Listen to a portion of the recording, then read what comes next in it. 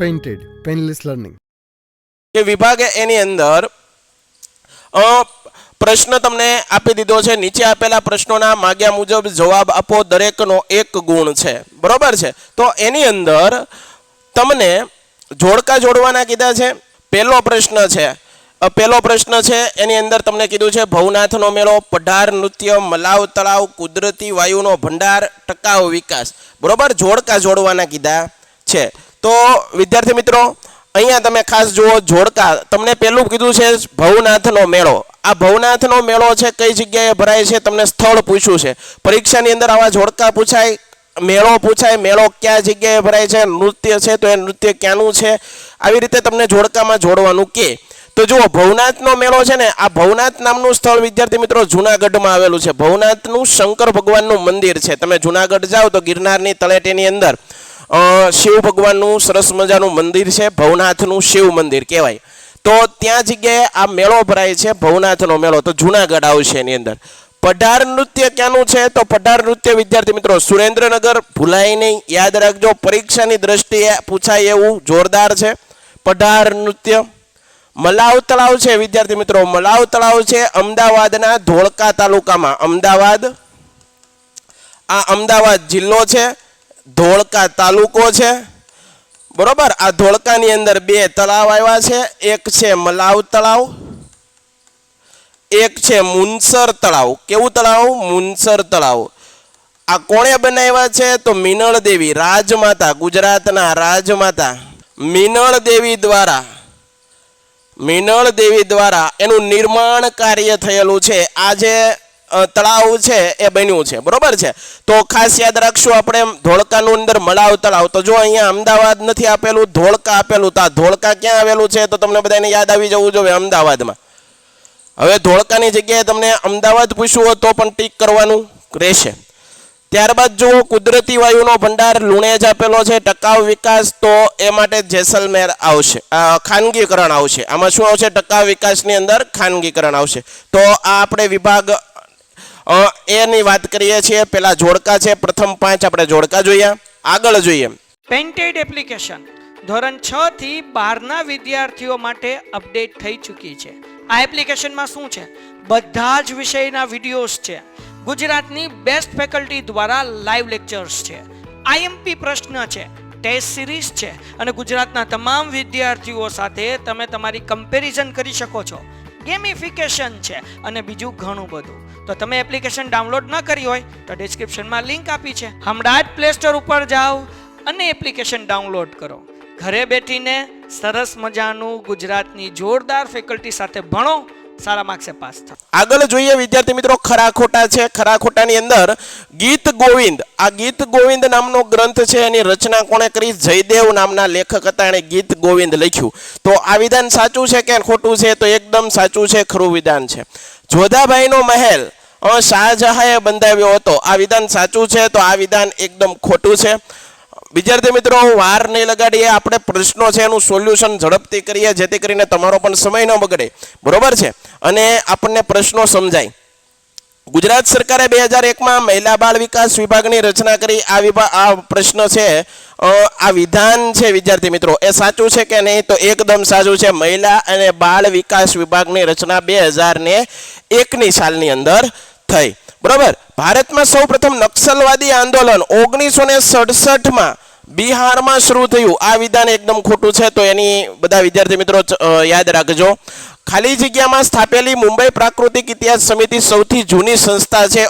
તો એની અંદર જવાબ આવશે 1883. આની અંદર જવાબ આવશે 1883 જવાબ આવશે વિદ્યાર્થી મિત્રો, યાદ રાખી લેવો. ભારતને ખાલી જગ્યાની ભાવના વિશ્વમાં સાકાર કરી છે. તો એની અંદર વારસો, સહિષ્ણુતા કે વસુદેવ કુટુંબકમ. બરોબર. તો ભારતે છે વસુદેવ કુટુંબકમ છે એની ભાવનાને સાર્થક કરી છે વિદ્યાર્થી મિત્રો. જ્યારે ભારત છે તમને ખબર છે વિવિધ રંગોથી ભરેલો દેશ છે.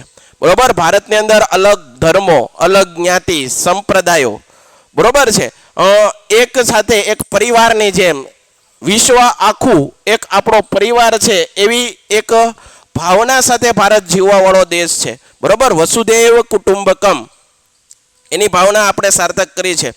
ખાલી જગ્યા રાજ્યમાં સૌથી ઓછું સિંચાઈ ક્ષેત્ર જોવા મળે છે તો મિઝોરમ છે. આ મિઝોરમ પ્રદેશ છે ને વિદ્યાર્થી મિત્રો, એ ડુંગરાળ પ્રદેશ, અને આ ડુંગરાળ પ્રદેશની અંદર આ સિંચાઈનું સૌથી કહેવાય ને કે સિંચાઈ ક્ષેત્ર જોવા મળે છે. કેવું? ઓછું. બરોબર, આગળ વધીએ. ખાલી જગ્યા એટલે આપણે ખાલી જગ્યા પૂરવી છે. ખાલી જગ્યા નદી ખીણો સાથે સંકળાયેલી વિભિન્ન સમસ્યાઓને હલ કરવી. તો કે ભાઈ બહુહેતુક યોજના. બહુહેતુક યોજનાનું કામ શું છે કે ભાઈ જે જગ્યાએ પાણીની સુવિધા ન હોય, જે જગ્યાએ પાણીની સુવિધા પ્રાપ્ત ન હોય, સિંચાઈની સગવડો ન હોય, ત્યાં બહુહેતુક યોજના દ્વારા એવા ક્ષેત્રો, એવા વિસ્તાર કે એવા સ્થળો સુધી પાણી પહોંચાડવા માટે બહુહેતુક યોજનાઓ છે. તમારી પાઠ્યપુસ્તકની અંદર અલગ અલગ બહુહેતુક યોજનાઓ છે, એ પણ પરીક્ષામાં તમારે કરીને જાવી જોઈએ. બરોબર. સરહદ માર્ગ સંસ્થાની સ્થાપના ખાલી જગ્યામાં કરવામાં આવી. સરહદ માર્ગ સંસ્થા 1960 ની અંદર આ સંસ્થા છે એની સ્થાપના કરવામાં આવી હતી. આગળ વધીએ વિદ્યાર્થી મિત્રો. કયા પ્રાણીઓ ભારતમાં પૂર્વ હિમાલયના શીતવન, શીતવન એટલે વિદ્યાર્થી મિત્રો જ્યાં બરફ પડતો હોય, બરફ આચ્છાદિત જંગલો હોય. કેવા હોય? બરફ આચ્છાદિત જંગલો. બરફ આચ્છાદિત જંગલો. તો આવા જંગલોની અંદર જોવા મળે છે કયું પ્રાણી છે? બરફ આચ્છાદિત હિમાલયના શીતવન ની અંદર જોવા મળે છે. તો એની અંદર દીપડા ના, ચિત્તા નહીં, પાંડા કે સફેદ વાઘ. તો ખાસ યાદ રાખજો વિદ્યાર્થી મિત્રો, શું આવશે? લાલ પાંડા. એ છે એ ક્યાં જોવા મળે? હિમાલયના શીતવનની અંદર જોવા મળે છે. સ્ટેચ્યુ ઓફ યુનિટી સ્મારકની પાસેથી કઈ નદી વહે છે? ગુજરાતની અંદર ભરૂચ, અને ભરૂચ આગળ કેવડિયા કોલોની ખાતે સરદાર પટેલનું વિશ્વમાં પ્રસિદ્ધ એવું મોટું સ્મારક બનાવવામાં આવેલું છે. એને આપણે સ્ટેચ્યુ ઓફ યુનિટી કહીએ છીએ. આપણા ગુજરાતનું નહીં, વિશ્વનું સૌથી ઊંચી પ્રતિમા આપણા ગુજરાતના કેવડિયા ખાતે હાલમાં સ્થિત છે. તો એની પાસેથી કઈ નદી પસાર થાય? તો બધા વિદ્યાર્થી મિત્રોને ખબર છે, નમામિ દેવી નર્મદે ત્વદીય પાદ પંકજમ. શંકરાચાર્યની આ યુક્તિ માં નર્મદા વિશે વાત કરવામાં આવી છે. કઈ નદી પસાર થાય ત્યાંથી? નર્મદા નદી. બધાને યાદ રહેવી જોઈએ. કઈ સાલમાં ઉત્તર પ્રદેશની પૂર્વીય યમુના નહેરનું નિર્માણ થયું હતું? તો કઈ સાલ આવશે વિદ્યાર્થી મિત્રો? આ સાલ છે 1882 ની સાલ છે. આગળ જોઈએ. પશુપાલન વ્યવસાયનો સમાવેશ અર્થતંત્રના કયા વિભાગમાં કરવામાં આવે છે? તો કયા વિભાગની અંદર કરવામાં આવે છે અર્થતંત્રના? તો કહેવાય પ્રાથમિક વિભાગની અંદર. પશુપાલન અર્થતંત્રનો કયો વિભાગ? તો એની અંદર પ્રાથમિક. યાદ રાખવાનું.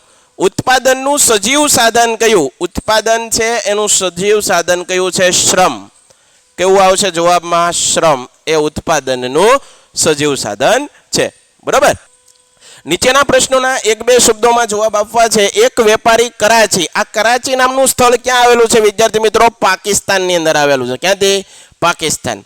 આ કરાચી નામના સ્થળેથી ડુંગળી કલકત્તામાં લાવે છે. કલકત્તા એટલે કે ભારત. તો બે દેશ વચ્ચેની વાત થઈ, સમજો.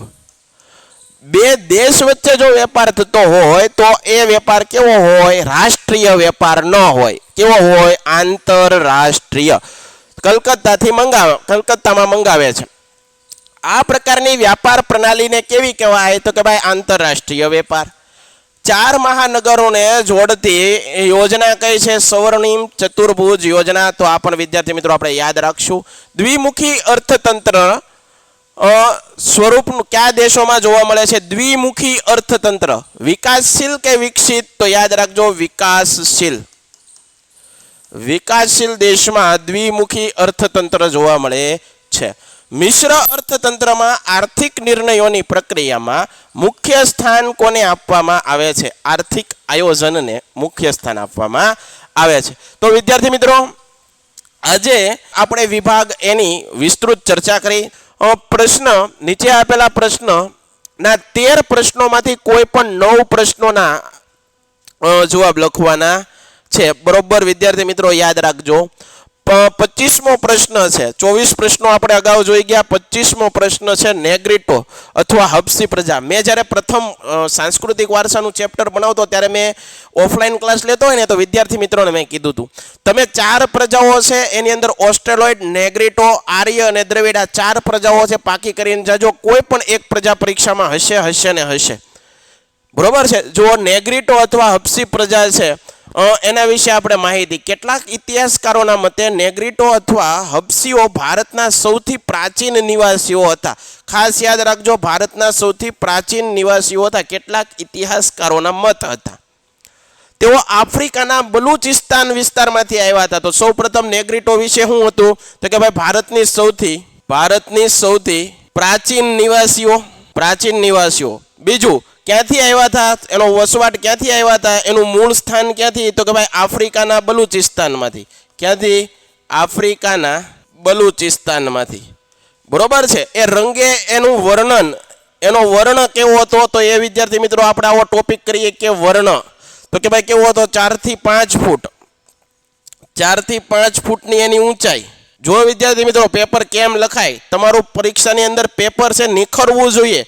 એક્ઝામિનર છે તો એને જોવાનું ગમવું જોઈએ કે નહીં આ વિદ્યાર્થી કે વિદ્યાર્થીની એ છે આખા વર્ષ દરમિયાન પ્રોપર માર્ગની અંદર તૈયારી કરેલી છે. બરોબર છે. તો વર્ણ કેવો 4 થી 5 ફૂટની ઊંચાઈ છે એની. માથે વાંકડિયા વાળ, આ એની વિશેષતા છે. માથે વાંકડિયા વાળ બરોબર છે. આ એની વિશેષતા છે. જો વિશેષતા કરીએ કે અથવા તો આપણે એનો વર્ણ વિશે લખીએ. સૌથી પ્રાચીન નિવાસીઓ આફ્રિકાના બલુચિસ્તાનમાંથી આવ્યા. એની વિશેષતા 4 થી 5 ફૂટની ઊંચાઈ છે, વાંકડિયા વાળ છે. બરોબર છે. ક્લિયર. આ નેગ્રીટો પ્રજા વિશે વાત કરી. આગળ જોઈએ. ભારત પ્રાચીન સંસ્કૃતિ ધરાવતો દેશ છે. વિધાનસભા સમજાવો. બરોબર. ભારત પ્રાચીન સંસ્કૃતિ ધરાવતો દેશ છે. બરોબર, એ સમજાવો. અથવા તમને ભારત પર્યાવરણીય વિવિધતા ધરાવતો દેશ છે એવો પણ પ્રશ્ન પૂછાય. અહીંયા પ્રશ્ન આપણને પૂછ્યો છે ભારત પ્રાચીન સંસ્કૃતિ ધરાવતો દેશ છે, એ વિધાન તમે સમજાવો. બરોબર. તો આપણે જોઈએ ઉત્તરસ્ય એસ્ય સમુદ્રસ્ય હિમાદ્રેવ દક્ષિણમ વર્ષ તદ ભારત નામ ભારતી યત્ર સંતતિ. બરોબર. અર્થાત સમુદ્રની ઉત્તર હિમાલયની દક્ષિણે આવેલા સ્થળનું નામ ભારત વર્ષ, ભારતનું સ્થાન કીધું. બરોબર છે. જેના સંતાન આપણે ભારતીય છીએ તેમ કહેવાય. ભારતમાં શુભ કાર્ય પ્રસંગે લેવાતા સંકલ્પોમાં ભારત વર્ષ, ભારતના અન્ય નામો કયા છે તો કે ભાઈ ભારત વર્ષ, ભરતખંડ, જંબુદ્વીપ, આર્યવર્ત વગેરે શબ્દોનો ઉપયોગ થાય છે. પૂર્વ, પશ્ચિમ, દક્ષિણ 3 દિશાઓમાં સમુદ્ર છે. ઉત્તરની દિશામાં હિમાલય ગિરિમાળા આપણી રક્ષા કરી રહ્યો છે ઠંડા પવનોથી. એવી કુદરતી સીમાઓ ધરાવતો દેશ છે. આપણા દેશની સમૃદ્ધિથી આકર્ષાઈને અનેક વિદેશી પ્રજાઓ આવી. તમને ખબર છે પોર્ટુગીઝ પ્રજા આવી, ફ્રાન્સ, ડચ, ડેનિશ, વલંદાઓ, આરબો, મુગલો, અનેકવિધ પ્રજાઓ ભારતમાં આવી હતી. તો એ આપણી સંસ્કૃતિથી આકર્ષાઈને આવી હતી, આપણા ધન ધાન્ય, આપણી સમૃદ્ધિથી આકર્ષાઈને આ બધી પ્રજાઓ ભારતમાં આવી હતી. બરોબર છે. તો આકર્ષાઈને અનેક વિદેશી પ્રજાઓ ભારતમાં આવી હતી વેપાર કરવા. સ્થાયી થઈ અને ભારતીય સંસ્કૃતિના આ મહાન સાગરની અંદર આ ભળી ગઈ. આદાન પ્રદાનની પરસ્પર પ્રક્રિયા દ્વારા દેશમાં અનેક પરિવર્તનો જોવા મળે છે અને એ રીતે એક પેઢીમાંથી બીજી પેઢીમાં આપણા વારસાનું હસ્તાંતરણનો અર્થ શું? આપણા મા બાપ જેવું જીવન જીવતા હોય એની જે કાંઈ પણ રૂઢિઓ હોય, એના જે કાંઈ પણ વિચારો હોય એ આપણામાં થોડું ઘણું ઉતરતું હોય છે વિદ્યાર્થી મિત્રો. બરોબર. એને હસ્તાંતરણ થયું અથવા સાતત્યપૂર્ણ વિકાસ થયો. આમ ભારત પ્રાચીન સંસ્કૃતિ ધરાવતો દેશ છે. ભારત વિવિધતામાં એકતા ધરાવતો દેશ છે. બરોબર. તો એ પણ આપણે યાદ રાખવું. આ પ્રશ્ન તમને પરીક્ષાની અંદર પૂછાય તો આ રીતે આપણે એનો જવાબ લખશું. આગળ વધીએ. પેન્ટેડ એપ્લિકેશન ધોરણ 6 થી 12ના વિદ્યાર્થીઓ માટે અપડેટ થઈ ચૂકી છે. આ એપ્લિકેશનમાં શું છે? બધા જ વિષયના વિડીયોઝ છે. ગુજરાતની બેસ્ટ ફેકલ્ટી દ્વારા લાઈવ લેક્ચર્સ છે. આઈએમપી પ્રશ્ન છે, ટેસ્ટ સિરીઝ છે અને ગુજરાતના તમામ વિદ્યાર્થીઓ સાથે તમે તમારી કમ્પેરિઝન કરી શકો છો. ગેમિફિકેશન છે અને બીજું ઘણું બધું. તો તમે એપ્લિકેશન ડાઉનલોડ ન કરી હોય તો ડિસ્ક્રિપ્શનમાં લિંક આપી છે. હમણાં જ પ્લે સ્ટોર ઉપર જાઓ અને એપ્લિકેશન ડાઉનલોડ કરો. ઘરે બેઠીને સરસ મજાનું ગુજરાતની જોરદાર ફેકલ્ટી સાથે ભણો, સારા માર્ક્સે પાસ થાઓ. પાટણના પટોળા વિશે વિદ્યાર્થી મિત્રો મેં તમને જ્યારે વિભાગ 1 કરાવતો હતો ત્યારે આપણે હેમચંદ્રાચાર્ય ગ્રંથાલય ક્યાં આવેલું છે તો ત્યારે વિદ્યાર્થીઓને કીધું હતું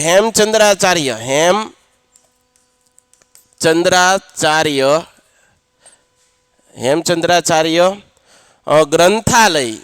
આ ગ્રંથાલય ક્યાં આવ્યું છે? તો વિદ્યાર્થીઓને હું કહેતો હતો ક્યાં આવેલું છે, તો પાટણમાં. તો પાટણ સાથે આપણે આ વસ્તુને જોડી દેવાની છે, કોરિલેટ કરતા શીખવું પડે. પાટણની વસ્તુની અંદર યાદ રાખી લેવાનું, પાટણની અંદર એક હેમચંદ્રાચાર્ય ગ્રંથાલય આવેલું છે. હા, આવેલું છે. પાટણનું બીજું શું વખણાય? પાટણના પટોળા. તો પાટણના પટોળા એ વખતે મેં વિદ્યાર્થીઓને કીધું હતું મોસ્ટ આઈએમપી છે. પાટણના પટોળા વિશે તમારે યાદ રાખવું છે, ફાટે પણ ફીટે નહીં. બરોબર, એકમાત્ર કળા છે આજે વિશ્વભરની અંદર પાટણના પટોળા ભારતમાંથી જાય છે. બરોબર છે. બેવડ ઇક્ત તરીકે ઓળખાય, બંને બાજુ પહેરી શકાય. સોલંકી વંશના રાજાઓએ પણ પાટણના પટોળાઓ છે એના વિશે બહુ જ ધ્યાન આપ્યું હતું, એનો વિકાસ થાય, વિદેશમાં જાય એ માટે બહુ જ પ્રયત્ન કર્યા થયા. બરોબર છે, તો યાદ રાખવું પડશે. ગુજરાતમાં સોલંકી યુગનો સુવર્ણ કાળ દરમિયાન તે વખતના પાટનગર પાટણમાં અનેક કારીગરીઓ, આ સાળવી પરિવાર, તમને કદાચ એવો પ્રશ્ન પૂછાય પાટણના પટોળા કોણ બનાવે છે, તો સાળવી પરિવારો. એક આખી કોમ છે કે જે પાટણના પટોળા બનાવવા માટે છે એની માસ્ટરી છે. બરોબર, એનું ટેલેન્ટ છે. બરોબર છે, એની એક્સપર્ટનેસ છે. આ ઉપરથી વિદ્યાર્થીઓ આપણે એટલું જાણી શકીએ કે કોઈ વસ્તુની અંદર આપણે એક્સપર્ટ બની જઈએ, બરોબર છે, તો એ વસ્તુના નામ ઉપરથી, એ વસ્તુ છે એના નામ ઉપરથી તમને ખબર છે ખંભાતના પતંગ આજે વિશ્વમાં જાય છે. બરોબર, કોઈ એક વસ્તુ છે એની અંદર એક્સપર્ટાઇઝ આવી જાય તમારી આગળ, તો તમને દુનિયા ગમે ત્યાં હો, તમે જંગલમાં બેઠા હો તો ત્યાં પણ તમને દુનિયા છે શોધતી આવે કે નહીં આની અંદર આ એક્સપર્ટનેસ છે. બરોબર, એક્સપર્ટ બનો. બરોબર છે, યાદ રાખો. સાળવી પરિવાર છે પાટણના પટોળા બનાવતા. તેમની આવડત અને કૌશલ્યના લીધે ખાસ કરીને પાટણના પટોળા જગતભરની અંદર વિખ્યાત છે, વિશ્વની અંદર પણ આ જાય છે. પાટણને આ હુનર આશરે 850 વર્ષ કરતાં પણ પ્રાચીન હોવાનું જણાય છે. પાટણ ઓળખાય છે તો આજે પાટણના પટોળાના કારણે ઓળખાય છે. વિચાર કરો વિદ્યાર્થી મિત્રો, એક કળા છે માણસને ક્યાં સુધી પોગાડી શકે, એક ટેલેન્ટ છે ક્યાં સુધી પોગાડી શકે. બરોબર છે, આજે આપણે ઘડીક થોડુંક આ શીખવું છે, થોડુંક આ શીખવું છે, થોડુંક આ શીખવું છે, એના કારણે છેલ્લે પરિણામે સરવાળામાં કાંઈ નથી શીખી શકતા. સમજાય છે? ઓકે. તો અત્યંત અટપટી જટિલ સમસ્યા માંગી લેતી આ કલા હાલમાં મર્યાદિત કારીગરો પાસે રહી છે. પાટણમાં બનતા આ રેશમી વસ્ત્રોને બેવડ ઇક્તનો અર્થ એટલો થાય કે બંને બાજુ પહેરી શકાય છે, જેમાં બંને બાજુ એક જ સરખી ભાત એટલે કે ડિઝાઇન. વિદ્યાર્થી મિત્રો, ભાત એટલે કે ડિઝાઇન દેખાતી હોય, બંને બાજુ પહેરી શકાય. પટોળા વર્ષો સુધી ટકે છે અને તેનો રંગ પણ જતો નથી. આથી પડી પટોળે ભાત, ફાટે પણ ફીટે નહીં. શેના માટે કહેવામાં આવ્યું છે? તમને આવું વિધાન પૂછે કે પડી પટોળે ભાત, ફાટે પણ ફીટે નહીં, આ વાત છે શેના માટે કહેવામાં આવેલી છે? નીચે ઓપ્શન આપ્યા હોય અલગ અલગ, તો આપણે શું લખવાનું? પટોળા વિશે કહેવામાં આવી છે કે જ્યાં સુધી પહેરો ત્યાં સુધી એનો રંગ નથી જતો, એની ડિઝાઇનને કંઈ ખલેલ નથી પહોંચતી. તો આ એની કારીગરી છે, આ એનું ટેલેન્ટ છે, આ એનું કૌશલ્ય છે, આ એની એક્સપર્ટનેસ છે. બરોબર છે વિદ્યાર્થી મિત્રો, માણસે કામયાબ બનવા માટે નહીં, કાબિલ બનવા માટે. બરોબર છે, કાબિલ બનવા માટે તમે ભણો વિદ્યાર્થી મિત્રો.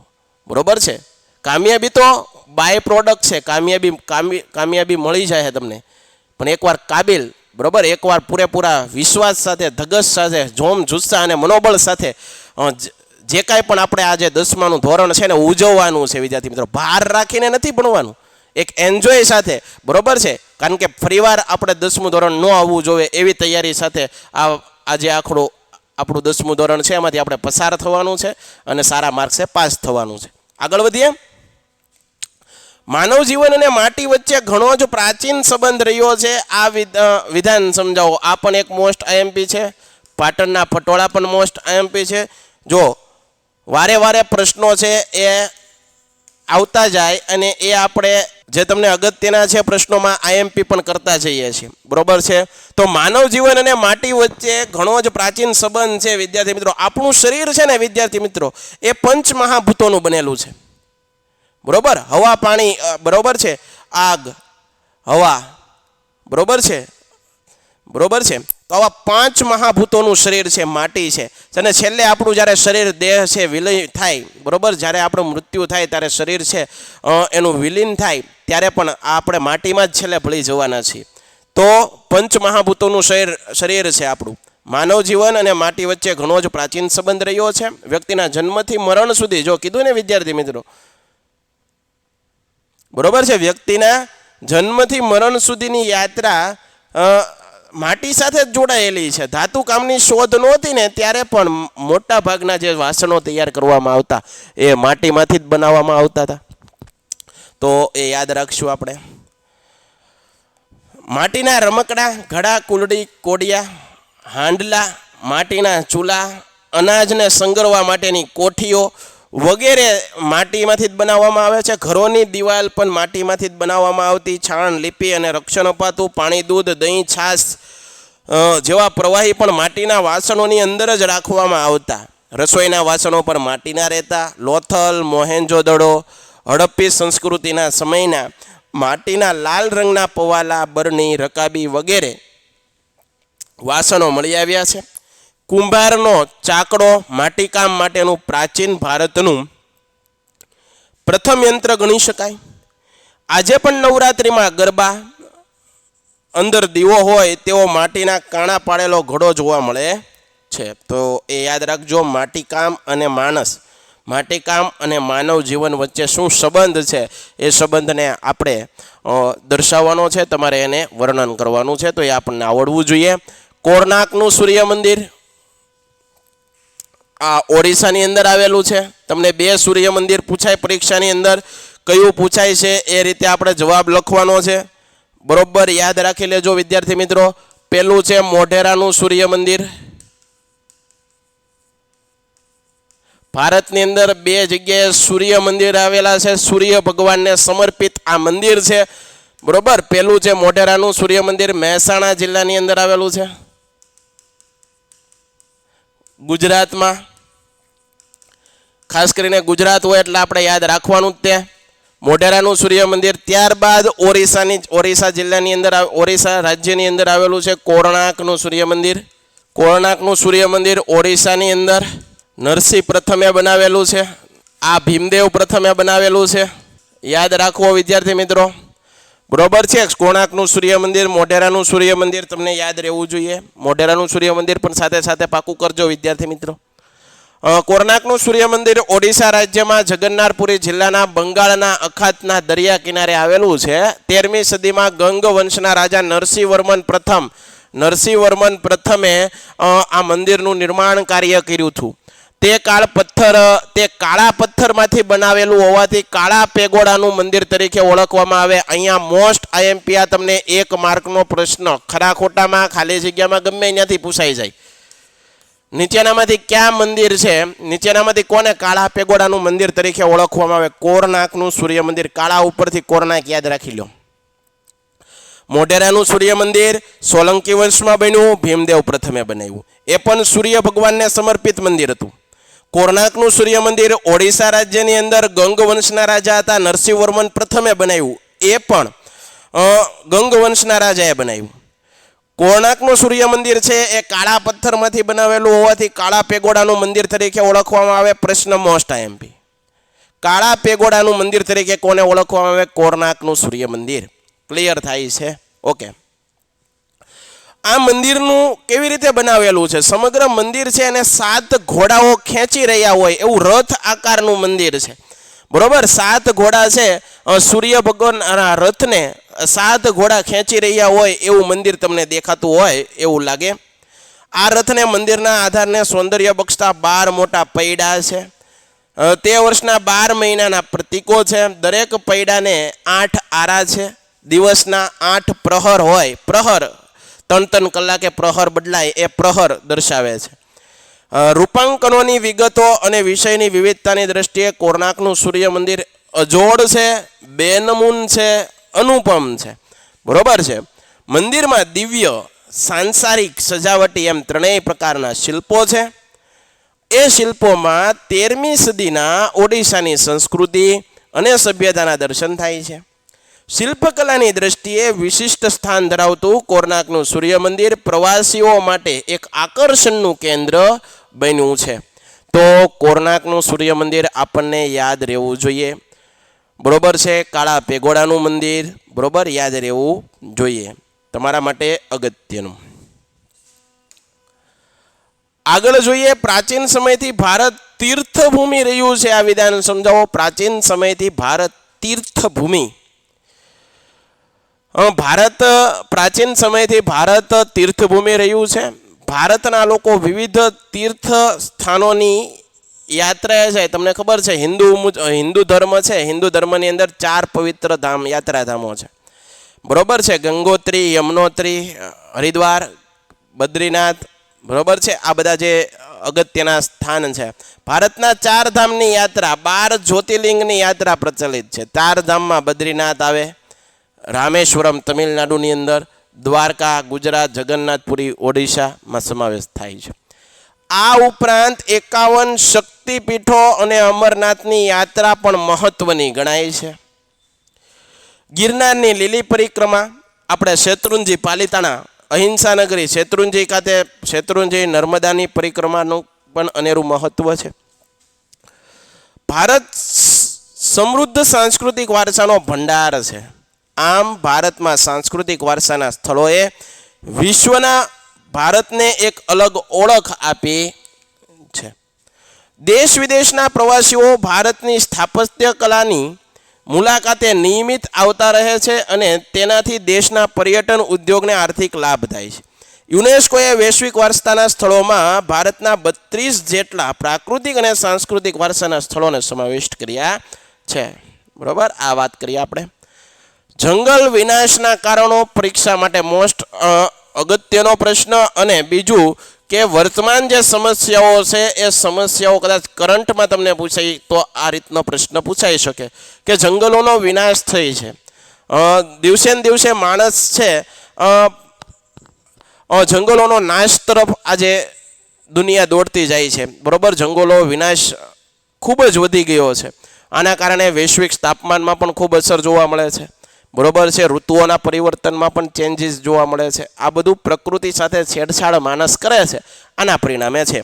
તો એ અનુલક્ષીને તમને એક્ઝામમાં પ્રશ્ન પૂછાય તો આ પ્રશ્ન પૂછાઈ શકે એવો પ્રશ્ન કે ભાઈ જંગલોનો વિનાશ થાય તો એ વિનાશ થવાના કારણો શું, જંગલોનો નાશ થાય છે તો એ નાશના કારણો શું છે.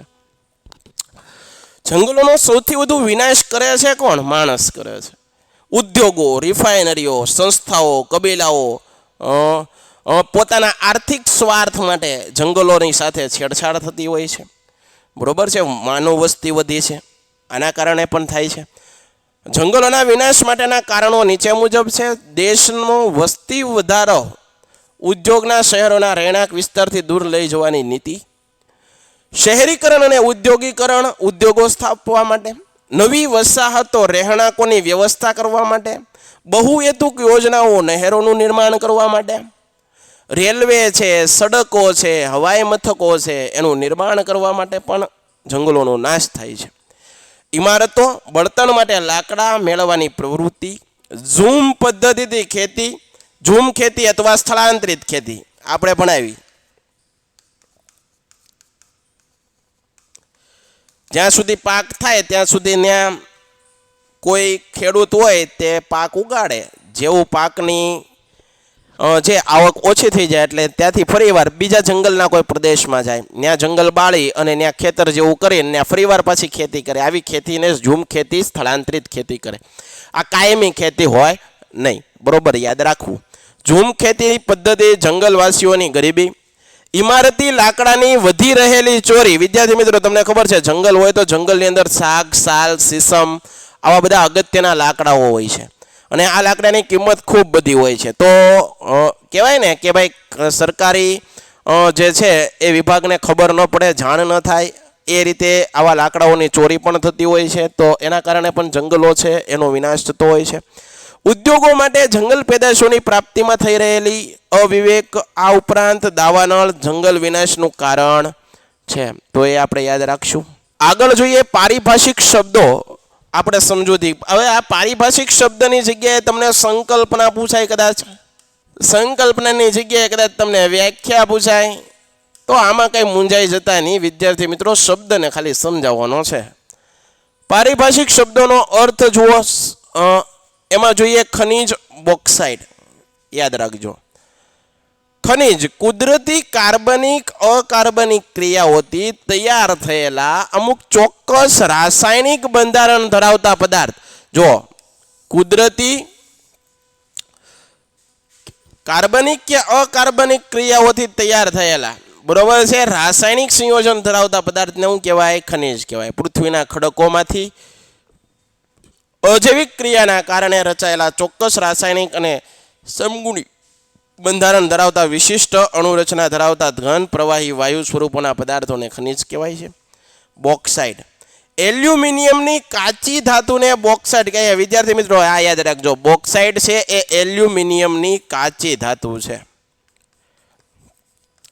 જમીનમાંથી આપણને શુદ્ધ સ્વરૂપે એલ્યુમિનિયમ મળતું નથી, એની કાચી ધાતુ બોક્સાઇટ છે. બોક્સાઇટમાંથી એલ્યુમિનિયમ બનાવવામાં આવે છે, નિષ્કર્ષણ કરવામાં આવે છે અને બનાવવામાં આવે છે. બરોબર છે, ક્લિયર થાય છે? ઓકે, આગળ વધીએ. ચૂનાના પથ્થરના ઉપયોગો જણાવો. ચૂનાના પથ્થરના ઉપયોગ. ચૂનાના પથ્થરનો ઉપયોગ મોટા ભાગે સિમેન્ટ બનાવવામાં, મકાનના બાંધકામમાં થાય છે. લોખંડને પીગાળીને ભઠ્ઠીમાં તથા રાસાયણિક ઉદ્યોગોમાં પણ વપરાય. આ ઉપરાંત તે કાચ, કાગળ, રંગ ઉદ્યોગમાં, ખાંડના શુદ્ધિકરણમાં તથા ચૂનો, સોડા, સાબુ વગેરે ઉત્પાદનમાં વપરાય છે. યાદ રાખવું. મને ઓળખો આપણે સમજવાનું છે, બરોબર. સનરાઈઝ ઇન્ડસ્ટ્રી અને પૂર્વનું માન્ચેસ્ટર. પેલું પ્લાસ્ટિક ઉદ્યોગને સનરાઈઝ ઇન્ડસ્ટ્રી પણ કહેવામાં આવે છે. સનરાઈઝ ઇન્ડસ્ટ્રી, બરોબર. પ્લાસ્ટિક ઉદ્યોગને શું કહેવામાં આવે છે? સનરાઈઝ. કાપડની મિલોના કારણે અમદાવાદને પૂર્વનું માન્ચેસ્ટર, તમને એવું કે પૂર્વનું માન્ચેસ્ટર તરીકે કોને ઓળખવામાં આવે છે? તો કે ભાઈ અમદાવાદને. આવી રીતે ઊંધી રીતે પણ પ્રશ્ન, પૂર્વનું માન્ચેસ્ટર તરીકે અમદાવાદને. કોને? અમદાવાદ. શણ ઉદ્યોગમાં કઈ કઈ સમસ્યાઓનો સામનો કરી રહ્યો છે સમજાવો. તો આજે વિવિધ ચીજ વસ્તુઓના પેકિંગ. હવે પહેલાના સમયમાં છે વિદ્યાર્થી મિત્રો શણ, બરોબર છે. પહેલાના સમયમાં તમે કરિયાણા કોઈ કરિયાણાની દુકાનમાં વસ્તુ લેવા જાઓ તો ઓલા કંતાન શણના કોથળા આવતા, બરોબર. આજે એનું સ્થાન પ્લાસ્ટિકે લઈ લીધું. બીજું શણનો ઉદ્યોગ. શણ છે એની ખેતી કરવી, એમાં પાણીની ખૂબ બગાડ થતો હોય, પાણી છે એનું ખૂબ બગાડ થતો હોય. આજે વિવિધ ચીજ વસ્તુઓના પેકિંગમાં અન્ય વિકલ્પો આવી ગયા. કયા વિકલ્પો? તો મોટા ભાગે પ્લાસ્ટિક. શણની માંગમાં ઘટાડો થયો છે અને વધુ ઉત્પાદન ખર્ચ અને આંતરરાષ્ટ્રીય બજારમાં શણની ઘટતી જતી માંગ જેવી સમસ્યાઓના કારણે શણ ઉદ્યોગ છે એનો આજે શણ ઉદ્યોગ છે એ આજે સમસ્યાઓનો સામનો કર્યો છે, બરોબર છે. આગળ વધીએ. આતંકવાદની આર્થિક અસરો જણાવો. આતંકવાદ છે તો એની આર્થિક દ્રષ્ટિએ કેવી અસરો આપણે ભોગવતા હોઈએ? તો આતંકવાદની મુખ્ય આર્થિક અસરો નીચે પ્રમાણે છે. આતંકવાદથી જે તે પ્રદેશના વેપાર ધંધા છે એનો વિકાસ છે એ રૂંધાય છે, સંચાય છે. આ વિધાન કેવું છે? સાચું છે કે ભાઈ બે દેશો હોય એના વચ્ચેના વેપારને, એના ધંધાને, એના ઉદ્યોગોને પણ અસર થતી હોય છે. આતંકવાદીઓની માદક દ્રવ્યોની હેરાફેરી ને લીધે તેમજ તેમના આંતરિક સંબંધોના કારણે દેશમાં કાળું નાણું, બ્લેક મની ઠલવાય છે.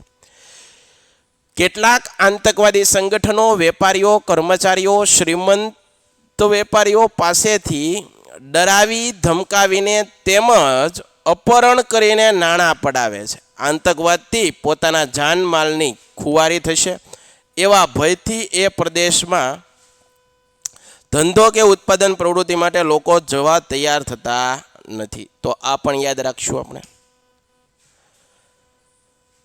37મો પ્રશ્ન છે સાંપ્રદાયિકતા, બરોબર છે.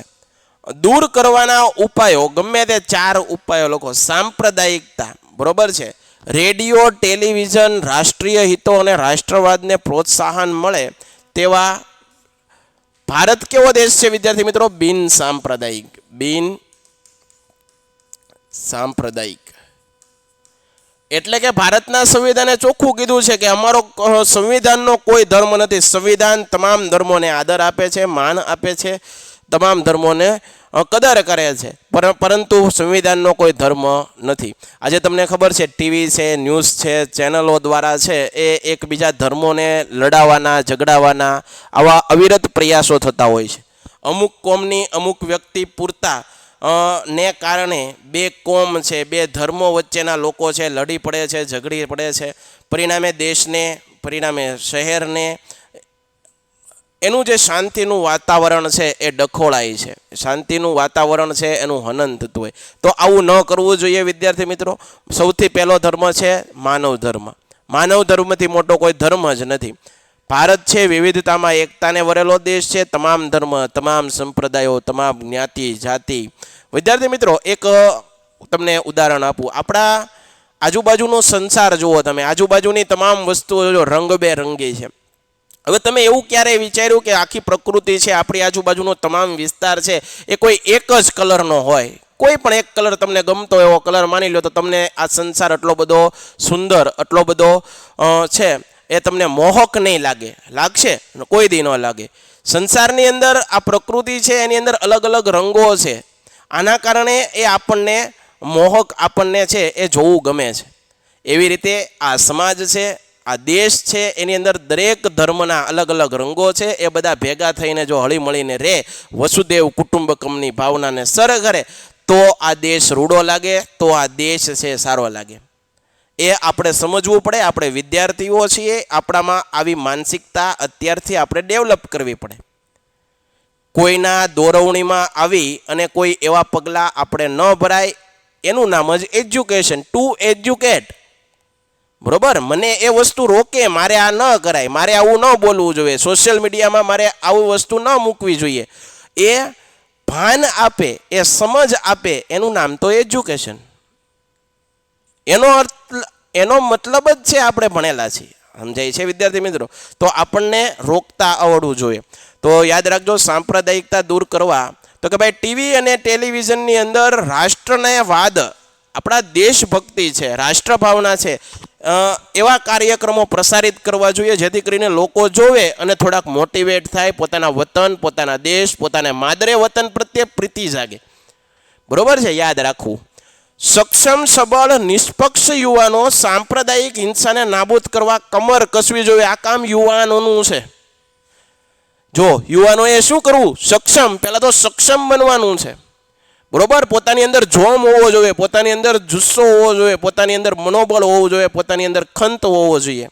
બરોબર છે? ત્યારબાદ નિષ્પક્ષ યુવાન હોવા જોઈએ. બરોબર છે? નાબૂદ કરવા પ્રયત્ન કરવા જોઈએ. યુવાનોમાંથી સાંપ્રદાયિકતા ભાવના, તું નાનો હું મોટો એવો ખ્યાલ જગતનો ખોટો, ખારા જળનો દરિયો ભર્યો, મીઠા જળનો લોટો, તું નાનો હું મોટો એવો ખ્યાલ જગતનો ખોટો. કોઈ મોટો નથી, કોઈ નાનો નથી, આપણે બધા માણસ છીએ. માણસે એકબીજાને કામ આવવું જોઈએ. આવી ભાવના દરેક જણમાં આવવી જોઈએ વિદ્યાર્થી મિત્રો. ભાવના નાબૂદ થાય અને તેમનામાં વૈજ્ઞાનિક દ્રષ્ટિકોણ ખીલે એવા શૈક્ષણિક અને સામાજિક યત્નો કરવા જોઈએ વિદ્યાર્થી મિત્રો. સમાજમાં બુદ્ધિજીવીઓ, રાજકીય નેતાઓ, ધર્મ સંપ્રદાયના વડાઓ વગેરે સાથે મળી અને સાંપ્રદાયિકતાને અંકુશિત અને નિર્મૂળ કરવાના સનિષ્ઠ પ્રયાસ કરવા જોઈએ. તો વિદ્યાર્થી મિત્રો, જેને પ્રયાસ કરવા જોઈએ એ લોકો તો આ રાજકારણ છે એ તે આ જે ધર્મ સંપ્રદાયો છે એના અંદરો અંદર વિખવાદ થતા હોય છે. તો આ બધાથી દૂર રહેવું જોઈએ. ધર્મ, જાતિ, ભાષા, પ્રદેશથી ઉપર રાષ્ટ્રહિતો અને રાષ્ટ્રગૌરવ છે એવી સમજ લોકોમાં કેળવવી જોઈએ. તેમનામાં એક્ય રાષ્ટ્રવાદ અને રાષ્ટ્રીય એકતાની ભાવનાને મજબૂત બનાવવી જોઈએ. પેન્ટેડ એપ્લિકેશન ધોરણ 6 થી 12ના વિદ્યાર્થીઓ માટે અપડેટ થઈ ચૂકી છે. આ એપ્લિકેશનમાં શું છે? બધા જ વિષયના વિડીયોઝ છે. ગુજરાતની બેસ્ટ ફેકલ્ટી દ્વારા લાઈવ લેક્ચર્સ છે, આઈએમપી પ્રશ્ન છે, ટેસ્ટ સિરીઝ છે અને ગુજરાતના તમામ વિદ્યાર્થીઓ સાથે તમે તમારી કમ્પેરિઝન કરી શકો છો. ગેમિફિકેશન છે અને બીજું ઘણું બધું. તો તમે એપ્લિકેશન ડાઉનલોડ ન કરી હોય તો ડિસ્ક્રિપ્શનમાં લિંક આપી છે. હમણાં જ પ્લે સ્ટોર ઉપર જાઓ અને એપ્લિકેશન ડાઉનલોડ કરો. ઘરે બેઠીને સરસ મજાનું ગુજરાતની જોરદાર ફેકલ્ટી સાથે ભણો, સારા માર્ક્સે પાસ થાવ. નીચે આપેલા પ્રશ્નોના 9 પ્રશ્નોમાંથી કોઈ પણ 6 પ્રશ્નોના મુદ્દાસર જવાબ આપવાના છે. બરોબર સમજો વિદ્યાર્થીઓ. પ્રશ્ન 9 હોય છે એમાંથી તમને આવડતા 6 પ્રશ્નોના જવાબ તમારે લખવાના છે. પ્રત્યેકનો ગુણ 3 છે. કેટલા? 3 માર્કનો પ્રશ્ન છે. તો એ રીતે જવાબ લખવાનો. ઘણી વખત શું થતું હોય વિદ્યાર્થી મિત્રો, આપણને પ્રશ્ન આવડતો હોય તો આપણે વધારે ને વધારે ઉત્સાહમાં 3 માર્કનો હોય એની જગ્યાએ આપણે 5 માર્કનો વધારે લાંબુ લખીએ, જેના કારણે વિભાગ જે ડી છે એના પ્રશ્ન આપણે ઘણીવાર છૂટી જતા હોય, પેપર અધૂરું રહી જાય, આવી ફરિયાદો વિદ્યાર્થી મિત્રો કરતા હોય. તો એ ખાસ જવાનું, સમયની પણ આપણે પાબંદી જોવાની છે વિદ્યાર્થી મિત્રો. બરોબર. 38મો પ્રશ્ન છે. ઉત્તર ગુજરાત સ્થિત મંદિર જેનું નકશીકામ ઈરાની શૈલીમાં થયું છે તે મંદિરનો પરિચય આપવાનો છે. તો આ મંદિર કયું છે? ઉત્તર ગુજરાત કે ને વિદ્યાર્થી મિત્રો, તો મહેસાણા જિલ્લામાં એક સૂર્ય મંદિર આવેલું છે, મોઢેરાનું સૂર્ય મંદિર. તો એ આપણે યાદ આવવું જોઈએ. ઉત્તર ગુજરાતની અંદર આવેલું સૂર્ય મંદિર કે જેનું મંદિર છે કે જેનું નકશીકામ, જેની કોતરણી છે ઈરાની શૈલીમાં થયું, તો એવું મંદિર કયું? તો આપણે યાદ રાખવાનું મોઢેરાનું સૂર્ય મંદિર. તમારા સિલેબસની અંદર છે. અને પાછું મોસ્ટ આઈએમપી છે. પ્રશ્નપત્ર 1 ની અંદર પણ મોઢેરાનું સૂર્ય મંદિર હતું. અને ત્યારે મેં વિદ્યાર્થી મિત્રોને કીધું હતું કે મોઢેરાનું સૂર્ય મંદિર અને કોર્નાકનું સૂર્ય મંદિર, ભારતમાં 2 સૂર્ય મંદિર આવેલા છે. બંને પાકા કરવાના છે અને યાદ રાખવાના છે, પરીક્ષામાં પૂછાશે. ક્લિયર છે? તો જોઈએ, ગુજરાતમાં મહેસાણા જિલ્લામાં મોઢેરા ખાતે આ સૂર્ય મંદિર આવેલું છે. 1026 એટલે કે 11મી સદીમાં. કેટલામી સદીમાં? 11મી સદીમાં. કયા વંશમાં? તો વંશ કયો? સોલંકી વંશ. રાજા કયો? ભીમદેવ પ્રથમ. ભીમદેવ પ્રથમના સમયની અંદર આ મંદિરનું નિર્માણ કાર્ય થયેલું છે. મંદિર છે એ કઈ દિશામાં છે? પૂર્વાભિમુખ છે. કેવું મંદિર છે? દિશા કેવી છે એની? પૂર્વાભિમુખ. સૂર્ય કઈ દિશામાં ઉગે? પૂર્વાભિમુખ. આવ્યું ક્યાં છે? તો ગુજરાતની અંદર મહેસાણા જિલ્લો. બરોબર છે, મહેસાણા જિલ્લાની અંદર આવેલું છે. ક્યાં છે? 11મી સદીમાં બનેલું છે. આવી રીતે વિદ્યાર્થી મિત્રો એક એક પ્રશ્ન લખાય. 11મી સદીમાં બનેલું છે. કોના દ્વારા? તો ભીમદેવ પ્રથમ દ્વારા. આ મંદિરની વિશેષતા શું છે? મંદિરમાં સૂર્યનું પ્રથમ કિરણ મંદિરની છે અંદર ગર્ભગૃહમાં રહેલી સૂર્ય પ્રતિમાના મુગટ ઉપર આ પ્રકાશનો કિરણ પડે અને આખું મંદિર ઝળહળી ઉઠે છે. આવી એની વિશેષતા છે. સૂર્ય મંદિરની અંદર 12 જેટલા વિવિધ મંદિરો છે એની આકૃતિ અંકિત થયેલી છે. આજે પણ તમે જોઈ શકો. આ મંદિરનું નકશીકામ ઈરાની શૈલીમાં થયું છે. Very most IMP. એને ઉપરથી પ્રશ્ન પૂછો. ત્યાં ઉષા અને સંધ્યા કાળે પ્રગટતી દીપમાળાને લીધે આ મંદિર છે એ નયન રમ્ય લાગે, તમને જોવું ગમે. ક્યારેક પ્રવાસમાં આ મંદિરની મુલાકાત અવશ્ય લેજો. આગળ જઈએ વિદ્યાર્થી મિત્રો.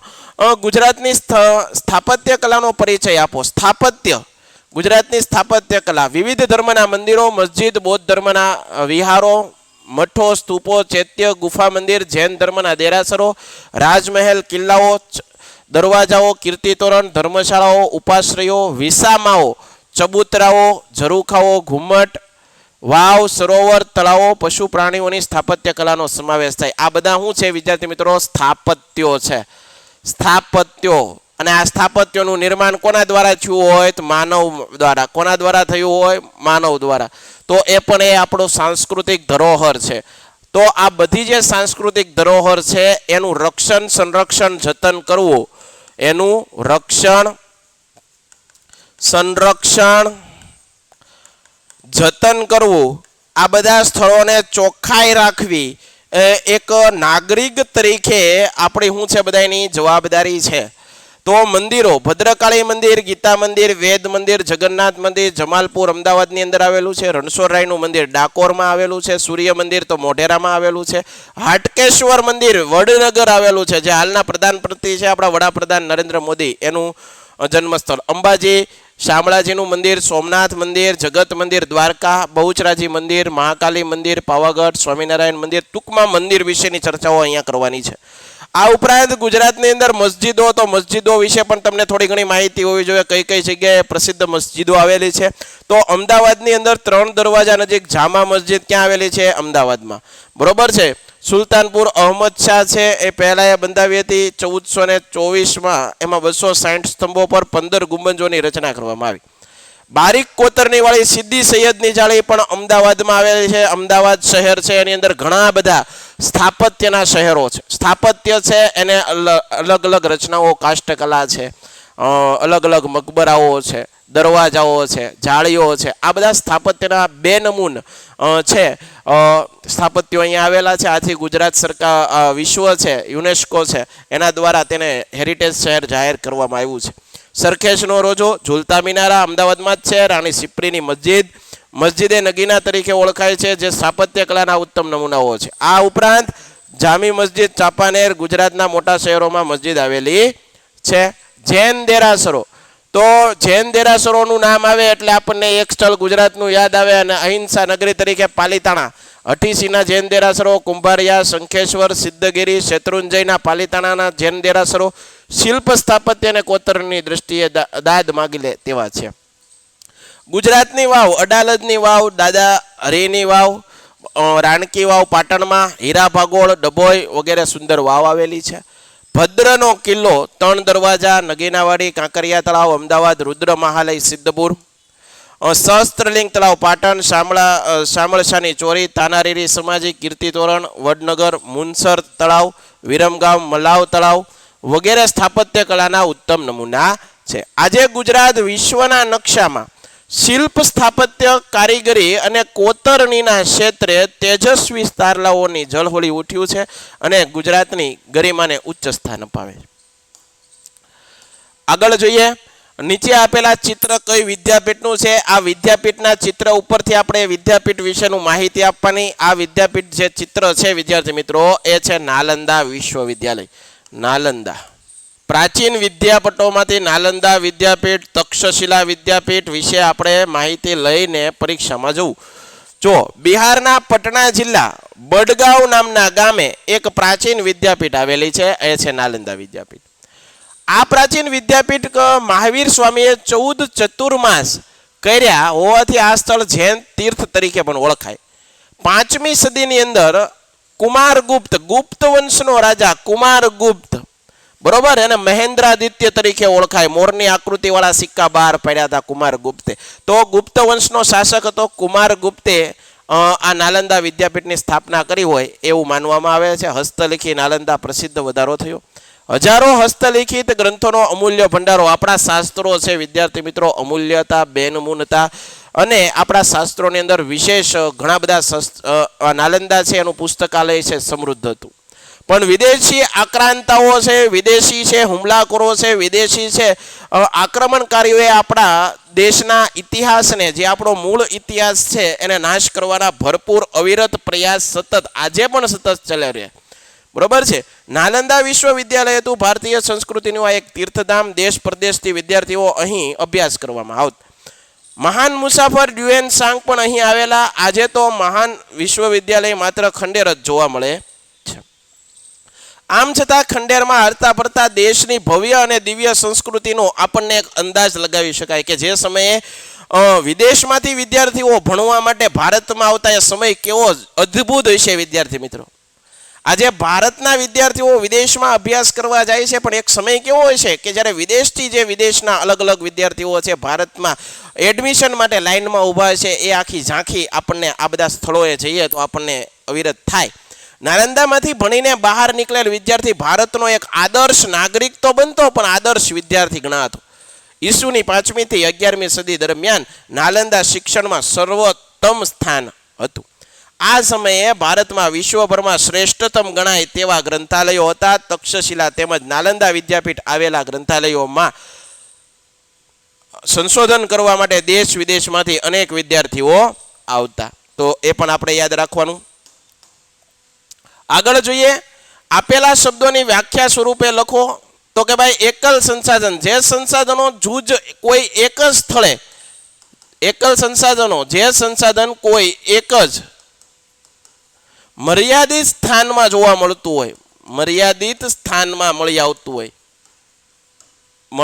હોય આવા સંસાધનને એકલ સંસાધન કહેવાય. કેવું સંસાધન કહેવાય? એકલ સંસાધન. ફરીવાર, જે સંસાધન કોઈ એક નિશ્ચિત, કોઈ મર્યાદિત સ્થાનમાં મળી આવતું હોય આવા સંસાધનને કેવું સંસાધન કહેવાય? એકલ સંસાધન કહેવાય. દાખલા તરીકે ક્રાયોલાઇટ નામનું ખનિજ, વિદ્યાર્થી મિત્રો, ક્રાયોલાઇટ નામનું ખનિજ છે એ વિશ્વમાં માત્ર ને માત્ર ગ્રીનલેન્ડમાંથી જ મળી આવે છે. બીજી કોઈ પણ જગ્યાએ આ ક્રાયોલાઇટ નામનું ખનિજ મળી આવતું નથી. બરોબર છે, તો આ યાદ રાખવાનું. સંસાધન, જે વસ્તુ ઉપર માનવી આશ્રિત અથવા તો એના ઉપર નિર્ભર કરતો હોય, નિર્ભર હોય, જેનાથી મનુષ્યની જરૂરિયાતો પૂરી થતી હોય, સંતોષાતી હોય અને માનવી પાસે તેનો ઉપયોગ કરવાની એક શારીરિક અને બૌદ્ધિક ક્ષમતા હોય, એને સંસાધનો કહેવાય. જે વસ્તુ ઉપર, ફરીવાર, વસ્તુ ઉપર માનવી આશ્રિત હોય, નિર્ભર હોય, જેનાથી મનુષ્યની જરૂરિયાત પૂરી થાય અને માનવી પાસે તેનો ઉપયોગ કરવાની શારીરિક બૌદ્ધિક ક્ષમતા હોય, તેને સંસાધન કહેવાય. જમીન ધોવાણ એટલે તો કે ભાઈ જમીનના કણોનું ગતિશીલ, આ જમીનનું ધોવાણ શેના દ્વારા થાય? હવા, પાણી, પાણીના વહેણના કારણે, પવન વાતો એના કારણે, વધુ વરસાદના કારણે એક સ્થાનેથી બીજી સ્થાને જવું, એને શું કહેવાય? જમીનનું ધોવાણ. તો તમને આવા આ સંકલ્પના પણ પૂછાઈ શકે, અથવા તમને એમ કે પદોને સમજાવો, ડેફિનેશન આપો, આ બધું તમને પૂછાઈ શકે. તો એ યાદ રાખવું. કાળી જમીન વિશે નોંધ. વિદ્યાર્થી મિત્રો, જ્યારે પ્રશ્નપત્ર 1 ની ચર્ચા કરતા હતા ત્યારે પણ કાળી જમીન આવી હતી. મેં ત્યારે વિદ્યાર્થીઓને કીધું હતું મોસ્ટ આઈએમપી છે, કાળી જમીન પરીક્ષા માટે મોસ્ટ આઈએમપી છે. એ ઉપરાંત તમારે અહીંયા ખાલી ને ખાલી કાળી જમીન યાદ નથી રાખવાની. કાળી જમીનની જગ્યાએ તમને એવું પ્રશ્ન પૂછાય કે કપાસની કાળી જમીન વિશે જણાવો. કપાસના પાકને કઈ જમીન અનુકૂળ હોય એ જમીન વિશે વાત કરો, તો કપાસના પાકની કાળી જમીન અથવા તો રેગુર પ્રકારની જમીન. પ્રશ્ન કોઈ પણ રીતે પૂછાય વિદ્યાર્થી મિત્રો, આપણને આવડવો જોઈએ. કાળી જમીન રેગુર પ્રકારની જમીન તરીકે ભારતના કુલ ક્ષેત્રફળના લગભગ 15% જેટલા ક્ષેત્રફળમાં ફેલાયેલી છે. આ જમીન ઉદ્ભવ દખણ લાવાના પથરાવાથી થાય છે. લાવા છે એ જમીનમાંથી પ્રચંડ ઉષ્મા, પ્રચંડ ગરમી છે એ છે આનું પ્રસ્ફોટન થાય. આ લાવા છે ખડકોમાં જામે, ઠંડો પડે અને પછી જે જમીનનું નિર્માણ થાય એ કાળી જમીન છે. બહુ ફળદ્રુપ જમીન હોય. સમગ્ર મહારાષ્ટ્ર, પશ્ચિમ મધ્યપ્રદેશ, આંધ્રપ્રદેશ, કર્ણાટક કેટલાક ભાગોમાં જમીન જોવા મળે છે. ગુજરાતમાં સુરત, ભરૂચ, નર્મદા, વડોદરા, તાપી અને ડાંગ જિલ્લાની આ પ્રકારની જમીન છે. જમીનના નિર્માણમાં લાવાયિક ખડકો અને આબોહવાની ભૂમિકા મુખ્ય હોય છે. લોહ, ચૂનો, કેલ્શિયમ, પોટાશ, એલ્યુમિનિયમ અને મેગ્નેશિયમ કાર્બોનેટનું પ્રમાણ વધુ જોવા મળે છે. આ જમીનની ભેજ સંગ્રહણ શક્તિ વધારે છે. જ્યારે ભેજ સુકાય ત્યારે તેમાં ફાટો કે તિરાડો પડી જાય છે. આ પ્રકારની જમીનમાં કપાસ, અળસી, સરસવ, મગફળી, તમાકુ, અડદ જેવા કઠોળ વર્ગના પાકો લેવામાં આવે. કપાસના પાકને વિશેષ અનુકૂળ હોવાથી આ જમીનને કપાસની જમીન કહેવામાં આવે છે. તો આપણે વિદ્યાર્થી મિત્રો યાદ રાખશું. આગળ જોઈએ, ઔદ્યોગિક નીતિમાં આર્થિક વિકાસને પોષક બને તેવા આર્થિક સુધારામાંથી ઉદારીકરણ એટલે શું? ટૂંકમાં ઉદારીકરણ એટલે શું, એના લાભ અને ગેરલાભ જણાવો. પ્રશ્ન આવો છે. સરકાર ઔદ્યોગિક નીતિ દ્વારા ખાનગી ક્ષેત્ર પર અંકુશોને નિયંત્રણમાં ક્રમશઃ ઘટાડો કરે. ટૂંકમાં સરકારની ખાનગી ક્ષેત્ર ઉપરની જે ઉદાર નીતિ છે એને ઉદારીકરણ કહેવાય. અને પ્રોત્સાહિત કરી અને આર્થિક ઉદારીકરણની નીતિ ઓળખવામાં આવે છે. ઉદારીકરણના લાભ. ઉદારીકરણના પરિણામે ખાનગી ક્ષેત્રને મુક્ત વિકાસની તકો પ્રાપ્ત થઈ, જેથી ઉત્પાદનમાં વધારો થયો. ઉદારીકરણની નીતિનો સ્વીકાર કરવાથી વિદેશ વ્યાપાર બળ મળવાનું શરૂ થયું. વિદેશ વ્યાપારમાં વૃદ્ધિ થઈ. વિદેશ વ્યાપારમાં વધારો થવાથી વિદેશી હુંડિયામણની અનામત વધારો થયો. તો કહેવાય, જો તમને અહીંથી પણ પ્રશ્ન પૂછાય, વિદેશ વ્યાપારમાં વધારો થવાથી શું વધે? તો વિદેશી હુંડિયામણ, વિદેશની કરન્સી ભારતમાં આવે તો એ સારી બાબત છે. ઉદારીકરણના પરિણામે દેશમાં આંતરમાળખાકીય સગવડોમાં વધારો થાય. તો આ પણ આપણે યાદ રાખવું પડશે. બરોબર છે. આગળ જોઈએ, ઉદારીકરણના ગેરલાભ. લાભ હોય તો એના ગેરલાભ પણ હોય. ખાનગી ક્ષેત્ર પરના અંકુશો ઘટવા છતાં ઇજારાશાહીના વલણોમાં ઘટાડો થઈ શક્યો નથી. માત્ર ઔદ્યોગિક ક્ષેત્ર પર જ ધ્યાન આપવાથી ભારતમાં કૃષિ ક્ષેત્રે વિકાસમાં પાછળ રહ્યું. આવકની અસમાનતામાં વધારો થયો. આયાત વધવાથી, નિકાસો ઘટવાથી વિદેશ દેવામાં વધારો થયો. તો એ યાદ રાખશું. ભાવ વધારો આર્થિક વિકાસમાં પોષક પણ છે અને અવરોધ પણ છે. આ વિધાન સમજાવો. ભાવ વધારો આર્થિક વિકાસ કરવામાં સારું એવું પરિબળ પણ ભજવે, પોષક છે અને અવરોધ પણ છે. આ વિધાન કેમ સમજાવવું? સમજાવીએ. સામાન્ય રીતે ભાવ વધતા ઉત્પાદકોનો નફો વધે. જેમ બજારમાં ભાવ વધતો હોય તો ઉત્પાદકોનો નફો વધે. નફારૂપી અણધાર્યા લાભથી નવા ઉત્પાદકીય સાહસો શરૂ કરવા, નવું રોકાણ કરવા પ્રેરાય. પરિણામે ઉત્પાદકીય પ્રવૃત્તિમાં વધારો થવાથી વપરાશી ચીજ વસ્તુઓનું ઉત્પાદન તેમજ રોજગારી વધે છે. ઉત્પાદકો અને વેપારીઓની આવક વધતા તેઓ કામદારના વેતનમાં વધારો કરે. આમ જનતાની આવક વધે તેથી તેમની ખરીદ શક્તિ વધે, તેઓ જીવન જરૂરિયાત વસ્તુઓ પાછળ ખર્ચ કરી શકે. પરિણામે તેમના જીવન ધોરણનું સ્તર ઊંચું આવે છે, દેશના આર્થિક વિકાસને વેગ પકડે છે. આમ સ્થિર ભાવ વધારો વિકાસને પોષક બને. લગભગ બધી જ ચીજ વસ્તુઓ અને સેવાઓની ભાવ સપાટીમાં એક સાથે સતત ઊંચા દરે વધારો થાય ત્યારે ચીજ વસ્તુઓ અને સેવાઓનું કુલ ઉત્પાદન તાત્કાલિક થતું નથી. આ સ્થિતિમાં નાણાંનો પુરવઠો ઝડપથી વધે. જ્યારે ખૂબ વધારે નાણું ખૂબ થોડી વસ્તુઓને પકડવા પડે ત્યારે ફુગાવાજનક ભાવ વધારો સર્જાય. ચીજ વસ્તુઓ અને સેવાઓના ભાવોમાં થતી મોટી ઉથલપાથલ ખર્ચ, આવક, ઉત્પાદનના સાધનોની કિંમતોની ગણતરી કરી અને તેની ફાળવણી તેમજ નાણાંના પુરવઠાનો અસ્તવ્યસ્ત કરી અર્થતંત્રના વિવિધ ક્ષેત્રોમાં વિષમતાઓ સર્જે. આ ફુગાવાજનક ભાવ વધારો દેશના આર્થિક વિકાસમાં અવરોધરૂપ બને છે. પેન્ટેડ એપ્લિકેશન ધોરણ 6 થી 12ના વિદ્યાર્થીઓ માટે અપડેટ થઈ ચૂકી છે. આ એપ્લિકેશનમાં શું છે? બધા જ વિષયના વિડીયોઝ છે. ગુજરાતની બેસ્ટ ફેકલ્ટી દ્વારા લાઈવ લેક્ચર્સ છે. આઈએમપી પ્રશ્ન છે, ટેસ્ટ સિરીઝ છે અને ગુજરાતના તમામ વિદ્યાર્થીઓ સાથે તમે તમારી કમ્પેરિઝન કરી શકો છો. ગેમિફિકેશન છે અને બીજું ઘણું બધું. તો તમે એપ્લિકેશન ડાઉનલોડ ન કરી હોય તો ડિસ્ક્રિપ્શનમાં લિંક આપી છે. હમણાં જ પ્લે સ્ટોર ઉપર જાઓ અને એપ્લિકેશન ડાઉનલોડ કરો. ઘરે બેઠીને સરસ મજાનું ગુજરાતની જોરદાર ફેકલ્ટી સાથે ભણો, સારા માર્ક્સે પાસ થાઓ. આગળ જઈએ. એક પ્રતિષ્ઠિત દુકાનમાંથી મિસ્ટર લોબો એક પ્રતિષ્ઠિત દુકાનમાંથી જાણીતી કંપનીનું ટીવી ખરીદે છે, પરંતુ ગેરંટી સમય પહેલાં તે ટીવી બગડી જાય. ગેરંટી આપી છે એના કરતાં પહેલાં એ ટીવી બગડી જાય તો કંપનીને ફરિયાદ કરતાં કંપની છે એનો જવાબ હરખી રીતે આપતી નથી. આપણી યારે પણ આવ્યા ઘણી વખત અનુભવ થયા હોય. તો આ પરિસ્થિતિમાં મિસ્ટર લોબો ને તમે શું સૂચન કરશો? શું કરવું જોઈએ? ગ્રાહક સુરક્ષા છે અધિનિયમ સરકાર દ્વારા એક કાનૂન બનાવવામાં આવેલો છે. ગ્રાહકોના અધિકારો છે એનું જ્યારે હનન થતું હોય, ગ્રાહકોના અધિકારો છે જ્યારે છીનવાતા હોય તો આપણે કોનો સંપર્ક કરવો? તો કોનો સંપર્ક કરવાનો? ગ્રાહક સુરક્ષા અધિનિયમ 1986 ની અંદર ગ્રાહકોના અધિકારો આપ્યા છે, ગ્રાહકોના હિતો છે, એના રક્ષણ કરવામાં આવ્યા.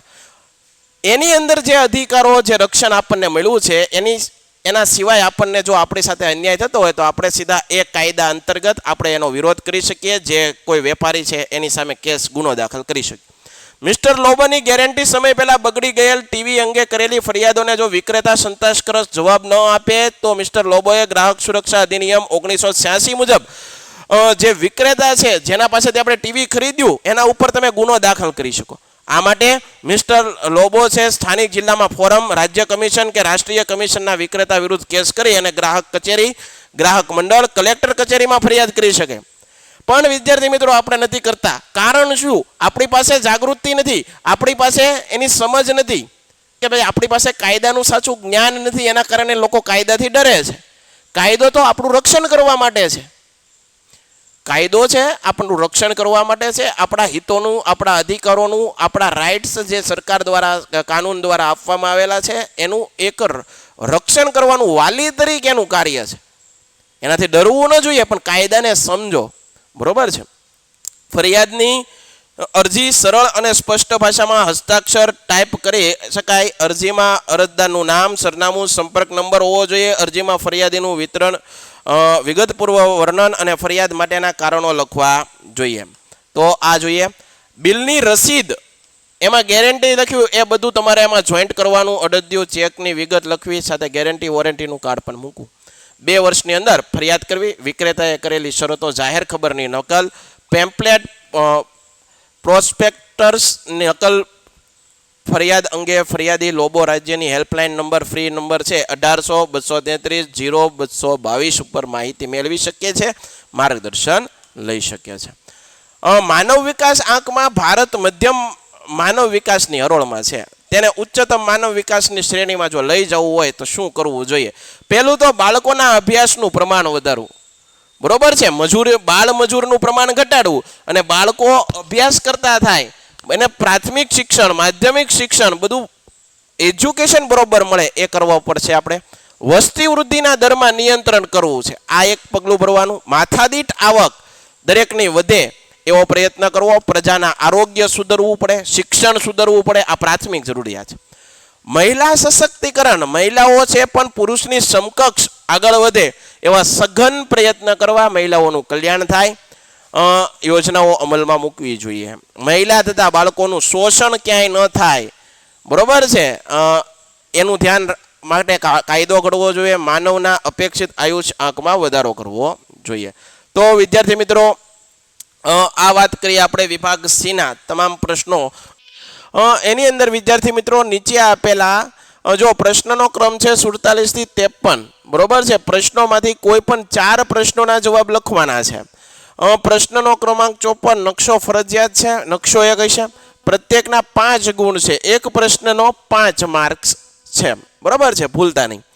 હવે 47મો પ્રશ્ન છે, ગણિતથી દુનિયાનો વ્યવહાર ચાલે છે. ટૂંકમાં જે છે ગણિત શાસ્ત્ર વિશે આપણે વાત કરવાની છે. ગણિતનું જીવનમાં ઉપયોગી શું, બરોબર છે. તો ગણિતને સંબંધિત આપણે એનો જવાબ લખવાનો છે. તો ગણિત શાસ્ત્ર સંબંધિત ભારતે વિશ્વ, જવાબ લખીએ. ભારતે વિશ્વને શૂન્યની સંજ્ઞા, દશાંશ પદ્ધતિ, બીજગણિત, રેખાગણિત, વૈદિક ગણિત તથા બોધાયન પ્રમેય વગેરે શોધો ભારતે આપી છે. પોઈન્ટ ટુ પોઈન્ટ લખવાનું. 2 પોઈન્ટ વચ્ચે એક લીટી મૂકવી હોય તો લીટી મૂકી દેવાની, જેથી કરીને આપણું લખાણ છે સુસ્પષ્ટ અને વ્યવસ્થિત લાગવું જોઈએ, પરીક્ષકને જોવું ગમે એવું લાગવું જોઈએ, બરોબર છે. મહાન ગણિત શાસ્ત્રી હતા આર્યભટ્ટ, જેણે શૂન્યની સંજ્ઞા અને દશાંશ પદ્ધતિની શોધ કરી. તેમણે તેમના આર્યભટ્ટીય ગ્રંથમાં પાઈની કિંમત 22/7 એટલે કે 3.14 જેટલી થાય એવું આર્યભટ્ટે જણાવ્યું હતું. તો શૂન્યની શોધ, દશાંશ પદ્ધતિ, બીજગણિત, રેખાગણિત, વૈદિક ગણિત, બોધાયનના પ્રમેયો ની શોધ ભારતે આપી છે. મહાન ગણિત શાસ્ત્રી આપણા ભારતીય થઈ ગયા આર્યભટ્ટ. એણે શૂન્યની સંજ્ઞા, દશાંશ પદ્ધતિની શોધ, તેમણે પોતાનો એક ગ્રંથ હતો, આ ગ્રંથ તમારે ભૂલવાનો નથી, આર્યભટ્ટીય નામનો ગ્રંથ છે, એની પણ એને રચના કરી. તેના વ્યાસનો ગુણોત્તરને દર્શાવતો અચલાંક પાય મૂકે છે. આર્યભટ્ટે તેમના ગ્રંથોમાં ભાગાકારની આધુનિક પદ્ધતિ, ગુણાકાર, સરવાળા, બાદબાકી, વર્ગમૂળ, ઘનમૂળ વગેરે અષ્ટાંગ પદ્ધતિની માહિતી આપી. તેથી આર્યભટ્ટને ગણિત શાસ્ત્રના પિતા કહેવાય. ગણિત ક્ષેત્રે આર્યભટ્ટે ખૂબ જ બધી શોધ આપી ભારતને અને વિશ્વને. આથી તે આર્યભટ્ટને આપણે ગણિત શાસ્ત્રના પિતા કહીએ છીએ. એણે લખેલો પ્રસિદ્ધ ગ્રંથ આર્યભટ્ટીય નામનો ગ્રંથ છે, એ પણ યાદ રાખવાનું, બરોબર છે. કઈ કઈ શોધ કરી આર્યભટ્ટે? 10 ગીતિકા, આર્ય સિદ્ધાંત નામના ગ્રંથો આપ્યા. આર્ય સિદ્ધાંત ગ્રંથમાં તેને જ્યોતિષ શાસ્ત્રના મૂળ સિદ્ધાંતોને સંક્ષેપમાં વર્ણવ્યા છે. તેને બીજગણિત, અંકગણિત, રેખાગણિતના મૂળભૂત પ્રશ્નોનો પણ ઉકેલ શોધ્યો છે. તો આ વાત કરીએ આપણે આર્યભટ્ટની. આગળ જોઈએ. શૂન્ય લગાડવાની, કોઈ પણ અંક હોય, દાખલા તરીકે આ એક અંક હોય તો એની પાછળ શૂન્ય લગાડવાની, લખવાની પ્રક્રિયાની શોધ કોણે કરી? તો કે ભાઈ ગ્રુત્સમદ. યાદ રાખજો. પ્રાચીન ભારતના ગણિત શાસ્ત્રોએ એકની પાછળ 53 શૂન્ય મૂકવાથી બનતી સંખ્યાઓના નામ નક્કી કર્યા. એકની પાછળ 53 જેટલા શૂન્ય લખો, એને શું વચાય, શું બોલાય, એ પણ આપણા ગણિત શાસ્ત્રોએ એના નામ લખ્યા હતા. વિચાર કરતો. તો એ સમયમાં પણ ગણિત શાસ્ત્ર ક્ષેત્રે ખૂબ બધો વિકાસ થયો હતો, બરોબર છે.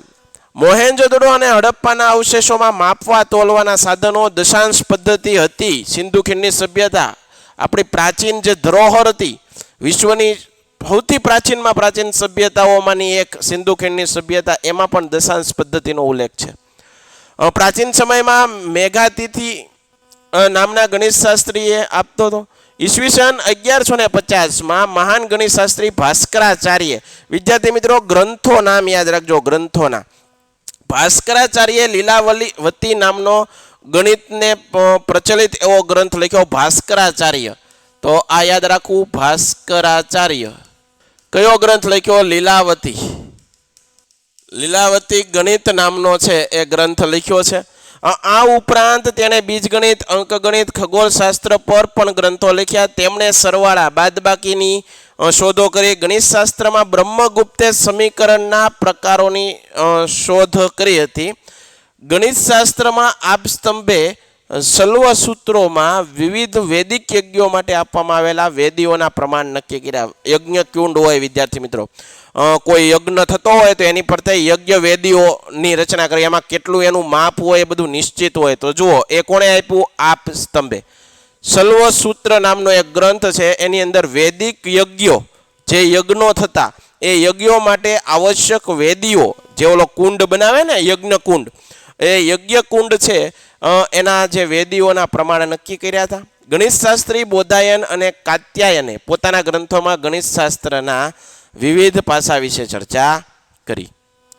આગળનો પ્રશ્ન, વૈદિક વિદ્યા અને શૈલ ચિકિત્સામાં પ્રાચીન ભારતનું મહત્વ સમજાવો. ભારતીય વૈદિક શાસ્ત્રના પ્રણેતા ચરક, મહર્ષિ સુશ્રુત અને વાઘભટ્ટ પોતાના સંશોધનોથી વૈદિક શાસ્ત્રને ખૂબ બધું આગળ લઈ ગયા. આ બધા એવા વ્યક્તિઓ હતા, એવા મહાનુભાવો હતા જેને વૈદિક શાસ્ત્રને સંબંધિત ઘણા બધા છે સિદ્ધિઓ હાંસલ કરી હતી. વૈદિક શાસ્ત્રના મહાન પ્રણેતા હતા મહર્ષિ ચરક.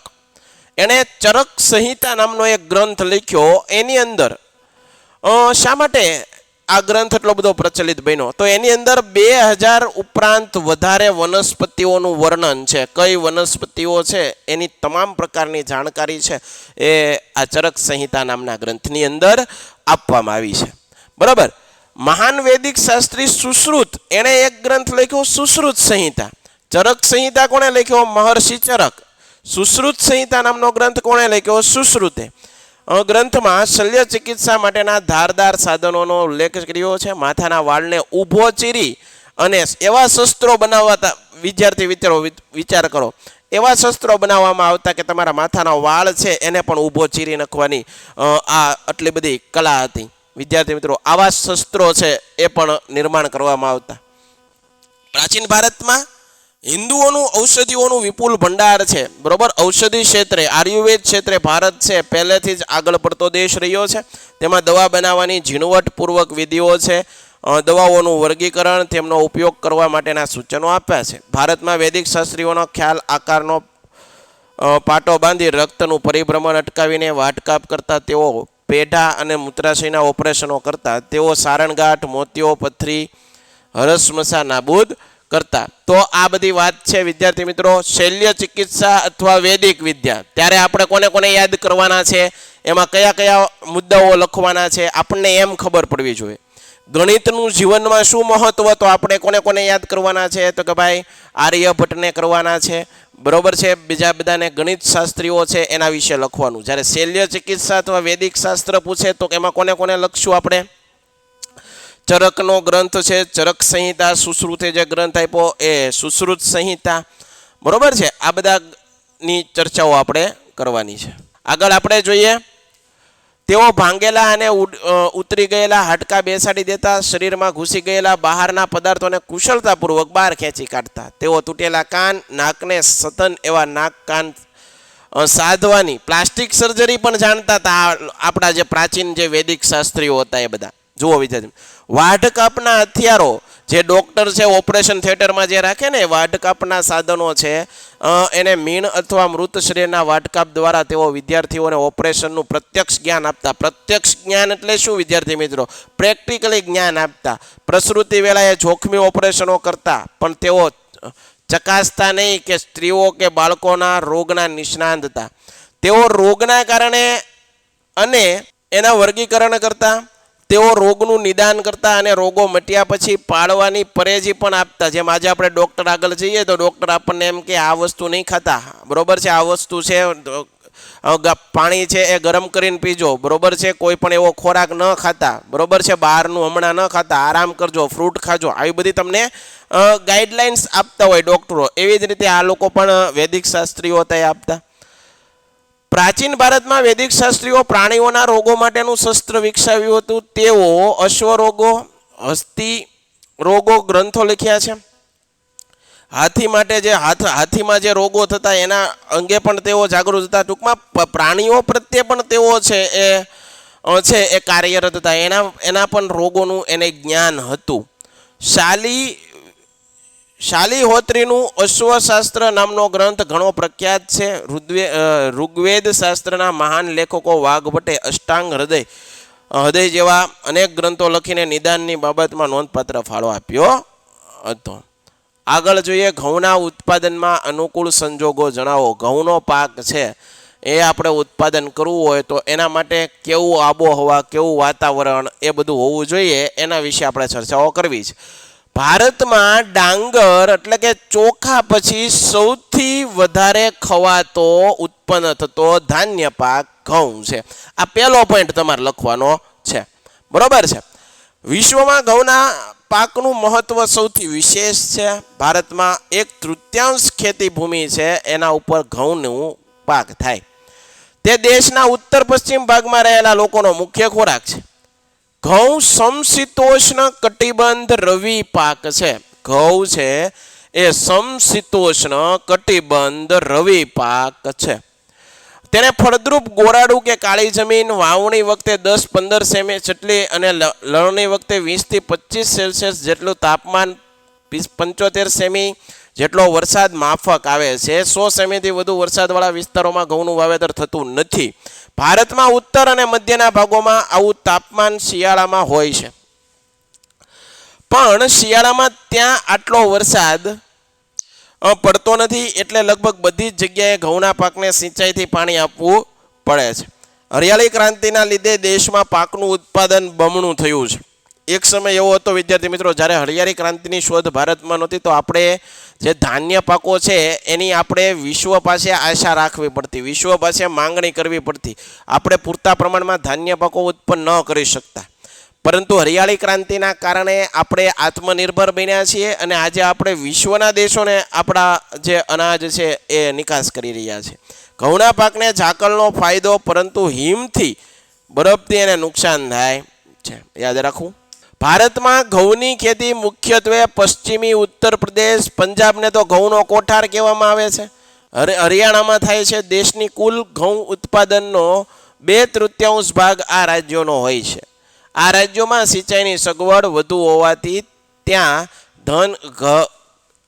હેક્ટર દીઠ ઉત્પાદન વધારે થાય, તેથી પંજાબ તેના વિપુલ ઉત્પાદનના કારણે એને ઘઉંનો કોઠાર કહેવાય. કોને? પંજાબને ઘઉંનો કોઠાર કહેવાય. આ ઉપરાંત ભારતમાં મધ્યપ્રદેશ, બિહાર, રાજસ્થાન, મહારાષ્ટ્ર, ગુજરાતમાં પણ ઘઉંની ખેતી થાય છે. ભાલિયા ઘઉં વખણાય છે ભાલ પ્રદેશની અંદર. ગુજરાતના ભાલ પ્રદેશમાં ભાલિયા ઘઉં થાય છે. તે ઉપરાંત મહેસાણા, રાજકોટ, જુનાગઢ, ખેડા જિલ્લાઓમાં ઘઉં વધુ ઉત્પન્ન. ટૂંકમાં ભારતના મોટાભાગના પ્રદેશમાં ઘઉંનું વાવેતર થાય છે. પોષક તત્વોની દ્રષ્ટિએ ઘઉં અનાજોની અંદર શ્રેષ્ઠ છે. તેમાં કાર્બોહાઈડ્રેટ્સ આવેલું છે, પ્રોટીન આવેલું છે, ચરબી, જે આપણને ખોરાકના મુખ્ય ઘટકો છે એ તમામ ઘટકો ઘઉંમાંથી આપણને પ્રાપ્ત થાય છે. ઉપરાંત લોહ અને ફોસ્ફરસ જેવા તત્વો હોય છે. ઘઉંમાંથી રોટલી, ભાખરી, બ્રેડ, બિસ્કિટ વગેરે અનેક વાનગીઓ બને છે. તેથી ઘઉંને અનાજનો રાજા કહેવાય. ઘઉંના ઉત્પાદનની બાબતમાં વિશ્વમાં ભારતનું સ્થાન ચીન પછી બીજું ગણવામાં આવે છે. તો આ વાત આપણે કરી. આગળ જોઈએ, ભારતમાં કૃષિ ક્ષેત્રે થયેલા ટેકનિકલ સુધારાઓ જણાવો. કૃષિ ક્ષેત્રે કેવા કેવા ટેકનિકલ સુધારાઓ? જેઓ પરંપરાગત ખેતી થતી, જૂની પરંપરાથી ખેતી થતી, એની બદલે આજે કેવી રીતે કૃષિ અથવા ખેતીની અંદર ટેકનિકનો વિકાસ કરી અને આજે આધુનિક ખેતી કરવામાં આવે છે. તમારા શબ્દોમાં વિદ્યાર્થી મિત્રો લખવાનું. સમજાય છે? દરેક વસ્તુ છે એ ગોખવાની નહીં, તમારે થોડુંક સમજાવવાનું. પહેલાં કેવી રીતે ખેતી થતી, અત્યારે કેવી રીતે ખેતી થાય, થોડુંક મગજ આપણું વાપરવાનું. ભારતમાં કૃષિ ક્ષેત્રે થયેલા ટેકનિકલ સુધારાઓ જણાવીએ. ભારતમાં કેન્દ્ર અને રાજ્ય સરકારોએ કૃષિ ક્ષેત્રે મહત્વના સુધારાઓ કર્યા છે. જમીનદારી પ્રથા નાબૂદ કરી અને ખેડૂતોનું જે શોષણ થતું હતું એ બધું અટકાવી દીધું. જે જમીન ખેડે છે એ જમીન છે, જેવા ગણોતિયા ધારાઓ છે દ્વારા જમીન ખેડનારને જમીનની માલિકીનો હક આપવામાં આવે.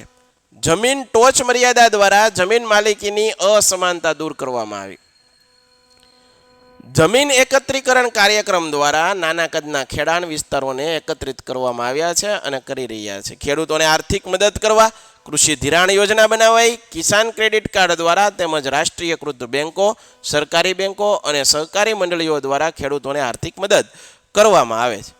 બિયારણો છે, ખાતરો, જંતુનાશક દવાઓ ખરીદવા માટે સરકાર ખેડૂતોને સબસિડી આર્થિક મદદ કરે. પ્રધાનમંત્રી પાક વીમા યોજના દ્વારા ખેડૂતોને ખેતી પાકોનું વીમાકીય રક્ષણ પૂરું પાડવામાં આવે છે. દુષ્કાળ કે વધુ વરસાદના કારણે પાક નિષ્ફળ જાય ત્યારે સરકાર ખેડૂતોને આર્થિક મદદ કરે છે. ફરીવાર, દુષ્કાળ કે જેવી આપત્તિ હોય, કુદરતી આપત્તિ હોય અને ત્યારે ખેડૂતનો ખેતર છે, કુદરતી આપત્તિ, ઘણી બધી આપત્તિઓ હોય, વધુ પડતો વરસાદ પડ્યો હોય, પૂર આવ્યું હોય, એના કારણે પાક ધોવાઈ ગયું, તીડ પ્રકોપ બરોબર છે, પાકને નુકસાન કરે. તીડ છે એ ખેતરમાં ઉગેલા પાકને નુકસાન કરે, તો એ તીડ પ્રકોપના કારણે જો તમારો પાક નિષ્ફળ જાય તો સરકાર શું કરે છે? આર્થિક સહાય આપે, મદદ કરે. કોને? જે ખેડૂત હોય તે. માર્કેટ યાર્ડમાં ખેત પેદાશોના વેચાણમાં કાયદાકીય જોગવાઈ કરીને ખુલ્લી હરાજીની પદ્ધતિને ફરજિયાત બનાવી. ખેડૂતોને તેમની ખેત પેદાશના યોગ્ય ભાવ મળી રહે આ માટે ખુલ્લી હરાજી. પહેલા શું હતા? વચેટિયાઓ લાભ લઈ જતા. ખેડૂતો છે પોતાનો પાક ઓછા ભાવે દઈ અને વચેટિયાઓ છે એ લોકો લાભ લઈ જતા. એ માટે ખુલ્લી હરાજીઓની રચના કરી.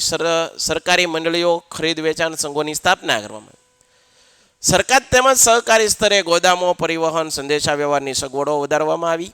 ભારતીય રાષ્ટ્રીય કૃષિ વિતરણ સંઘ, ગુજરાત તેલીબિયાં ઉત્પાદન સંઘ, રાષ્ટ્રીય ડેરી વિકાસ નિગમ અને Gujarat state cooperative marketing society limited વગેરે સંસ્થાઓ ખેડૂતો પાસેથી સરકારે નક્કી કરેલા પોષણક્ષમ ટેકાના ભાવે કૃષિ પેદાશો ખરીદીએ છે. પેન્ટેડ એપ્લિકેશન ધોરણ 6 થી 12ના વિદ્યાર્થીઓ માટે અપડેટ થઈ ચૂકી છે. આ એપ્લિકેશનમાં શું છે? બધા જ વિષયના વિડીયોઝ છે. ગુજરાતની બેસ્ટ ફેકલ્ટી દ્વારા લાઈવ લેક્ચર્સ છે. આઈએમપી પ્રશ્ન છે, ટેસ્ટ સિરીઝ છે અને ગુજરાતના તમામ વિદ્યાર્થીઓ સાથે તમે તમારી કમ્પેરિઝન કરી શકો છો. ગેમિફિકેશન છે અને બીજું ઘણું બધું. તો તમે એપ્લિકેશન ડાઉનલોડ ન કરી હોય તો ડિસ્ક્રિપ્શનમાં લિંક આપી છે. હમણાં જ પ્લે સ્ટોર ઉપર જાઓ અને એપ્લિકેશન ડાઉનલોડ કરો. ઘરે બેઠીને સરસ મજાનું ગુજરાતની જોરદાર ફેકલ્ટી સાથે ભણો, સારા માર્ક્સે પાસ થાઓ. બરોબર, એનો તમે સંપર્ક કરી શકો. ગરીબી રેખાથી નીચે જીવતા લોકોના સામાન્ય લક્ષણો. જે લોકો ગરીબી રેખાથી નીચે જીવે છે એવા લોકોના સામાન્ય લક્ષણો શું? એક તો શું હોય કે ગરીબી રેખા એટલે કે જેને પ્રાથમિક જરૂરિયાત, આપણી બધાની પ્રાથમિક જરૂરિયાત કઈ છે? હવા, પાણી અને ખોરાક, આરોગ્ય, શિક્ષણ. તો આવી બધી પ્રાથમિક જરૂરિયાતો, બરોબર, હવા, પાણી, ખોરાક, કપડાં, રહેઠાણ જેવી પ્રાથમિક જરૂરિયાતો, શિક્ષણ, તબીબી સારવાર એટલે કે આરોગ્ય, જેને પૂરતા પ્રમાણમાં મળતા નથી, તે વસ્તુ સેવાઓના અભાવની સ્થિતિને ગરીબી કહેવામાં આવે છે. ગરીબી રેખાની નીચે જે લોકો જીવે છે એના લક્ષણો કેવા છે? તો આપણે એક પછી એક એવી રીતે લક્ષણ, જે લોકો 2 ટકનું ભોજન પણ ન મળતું હોય તેને ગરીબી રેખા નીચે જીવતા લોકો કહે. બીજું, જેમને ગંદા વિસ્તારોમાં રહેતા હોય. ત્રીજું, જેમને પોષણયુક્ત આહાર નથી મળતો. પોષણયુક્ત આહાર નથી મળતો, આથી તેના બાળકો છે કુપોષણના ભોગી બને છે. કુપોષણ, એનું આયુષ્ય પણ કથળે છે, એનું આયુષ્ય છે એના પર અસર કરે છે. તેઓ શારીરિક રીતે અશક્ત હોય છે, તો એ પણ આપણે જોઈશું. જેમનું આયુષ્ય રાષ્ટ્રીય સરેરાશ આયુ, તંદુરસ્ત વ્યક્તિનું જેટલું સરેરાશ આયુષ્ય હોય એના કરતાં જે આ ગરીબી રેખા નીચે જીવતા લોકો હોય એનું સરેરાશ આયુષ્ય કેવું હોય? ઓછું હોય. તેઓ નિરક્ષર હોય છે. જેઓ સતત નિરક્ષર હોય તેઓ સતત અનેક નાના મોટા રોગોથી પીડાતા હોય છે. જેમના બાળકોને ભણાવવાની ઉંમરે મજૂરી કરવી પડતી હોય, તેને જેમના બાળકોનું પ્રમાણ ઊંચું હોય તેને સામાન્ય રીતે ઉપરયુક્ત લક્ષણો ધરાવતા લોકોને ગરીબી રેખાની રીતે જીવતા લોકો ગણવામાં આવે છે. ત્યારબાદ આપણે આગળનો પ્રશ્ન જોઈએ. બેરોજગારીના મુખ્ય, બહુ વિશ્વની સૌથી મોટામાં મોટી આજે આપણા ભારતની અંદર મોટી સમસ્યા હોય તો એ છે ગરીબી, બેરોજગારી. શિક્ષિત બેરોજગારી, બેરોજગારી, આ પ્રશ્ન તમને પૂછાઈ શકે. બેરોજગારી બરોબર છે, પણ કેવી બેરોજગારી છે? શિક્ષિત, આજે ભણેલા ગણેલા લોકો છે એ બેરોજગાર થઈને ફરે છે. બેરોજગારી વિશે વાત કરવી. બેરોજગારીનો અર્થ શું થાય? પુખ્ત વ્યક્તિની વ્યક્તિ જેની ઉંમર 15 થી 60 વર્ષની હોય, જે બજારમાં પ્રવર્તતા વેતન દરે કામ કરવાની ઈચ્છા અને વૃત્તિ ધરાવતો હોય. કામ તો કરવું છે પણ એને કામ કરવાની ઈચ્છા ધરાવતો હોય, કામ કરવા યોગ્ય શક્તિ અને યોગ્ય લાયકાત ધરાવતો હોય, કામની શોધમાં હોય છતાં એ પોતાનું કામ મેળવી શકતો નથી, આવા બેકાર બેરોજગાર વ્યક્તિને બેરોજગાર કહેવાય. આવી સામૂહિક પરિસ્થિતિને બેરોજગારી કહેવાય. આવી બેકારી ફરજિયાતપણે ભોગવે છે. ઈચ્છા વિરુદ્ધ અનૈચ્છિક બેકારી કહે છે. બેરોજગારીના મુખ્ય સ્વરૂપો. ભારતીય અર્થતંત્રમાં બેરોજગારીના કેટલા મુખ્ય સ્વરૂપો નીચે મુજબ જોવા મળે છે. ઋતુગત બેરોજગારી. ભારતમાં કૃષિ ક્ષેત્રે સિંચાઈની અપૂરતી સગવડો. સિંચાઈની દરેક જગ્યાએ સગવડો નથી હોતી પર્યાપ્ત માત્રામાં, તો અપૂરતી સગવડ હોય, જ્યાંનો ખેડૂત માત્ર વરસાદ આધારિત જ ખેતી કરતો હોય, આ વરસાદની અનિયમિતતા ઘણીવાર થાય, બરોબર વરસાદ ન પડ્યો હોય, તો વૈકલ્પિક રોજગારીની તકોના અભાવે ખેડૂતો છે 3 થી 5 માસ બેરોજગાર રહેવું પડતું હોય. દાખલા તરીકે ખેતર છે જેનો આધાર માત્ર ને માત્ર ખેતી છે, ગામડાના ખેડૂતો હોય એ વરસાદ આધારિત ખેતી કરતા હોય. દાખલા તરીકે વરસાદ નથી પડ્યો તો ખેતરમાં કોઈ પાક નથી થવાનો. પાક નથી થવાનો તો 4-5 મહિના છે જે ખેતી કરવાના જે સમય છે એ સમય દરમિયાન એ લોકોને બેરોજગાર થઈને બેઠવું પડે. આ પ્રકારની બેરોજગારીને ઋતુગત બેરોજગારી કહેવાય. ઘર્ષણજન્ય બેરોજગારી. જૂની ટેકનોલોજીના સ્થાને નવી ટેકનોલોજી આવે ત્યારે અમુક સમય માટે શ્રમિક બેરોજગાર બને છે, જેને ઘર્ષણજન્ય બેરોજગારી કહેવાય. માળખાગત બેરોજગારી. ભારતીય અર્થતંત્રના પછાત અને રૂઢિચુસ્ત છે, જે સામાજિક પછાતપણું, પરંપરાગત રૂઢિઓ, રિવાજો, નિરક્ષરતા અને માળખાકીય સુવિધાઓના અભાવ વગેરે કારણોથી માળખાગત બેરોજગારી જોવા મળે છે. તો એ આપણે જોયું. પ્રચ્છન્ન અથવા છુપી બેરોજગારી. વિદ્યાર્થી મિત્રો, તમને ખાલી ને ખાલી આ પ્રશ્ન પણ પૂછાઈ જાય, પ્રચ્છન્ન અથવા છુપી બેરોજગારી એટલે શું? બેરોજગારીની વ્યાખ્યા પણ પૂછાઈ શકે. તો તમે એક પ્રશ્ન કરો તો એની અંદરથી કેટલા વધારે પ્રશ્ન બનાવી શકો એ તમને જો આવડી જાય તો તમને જે સવાલ છે એ બરોબર મગજની અંદર ઉતરી જાય.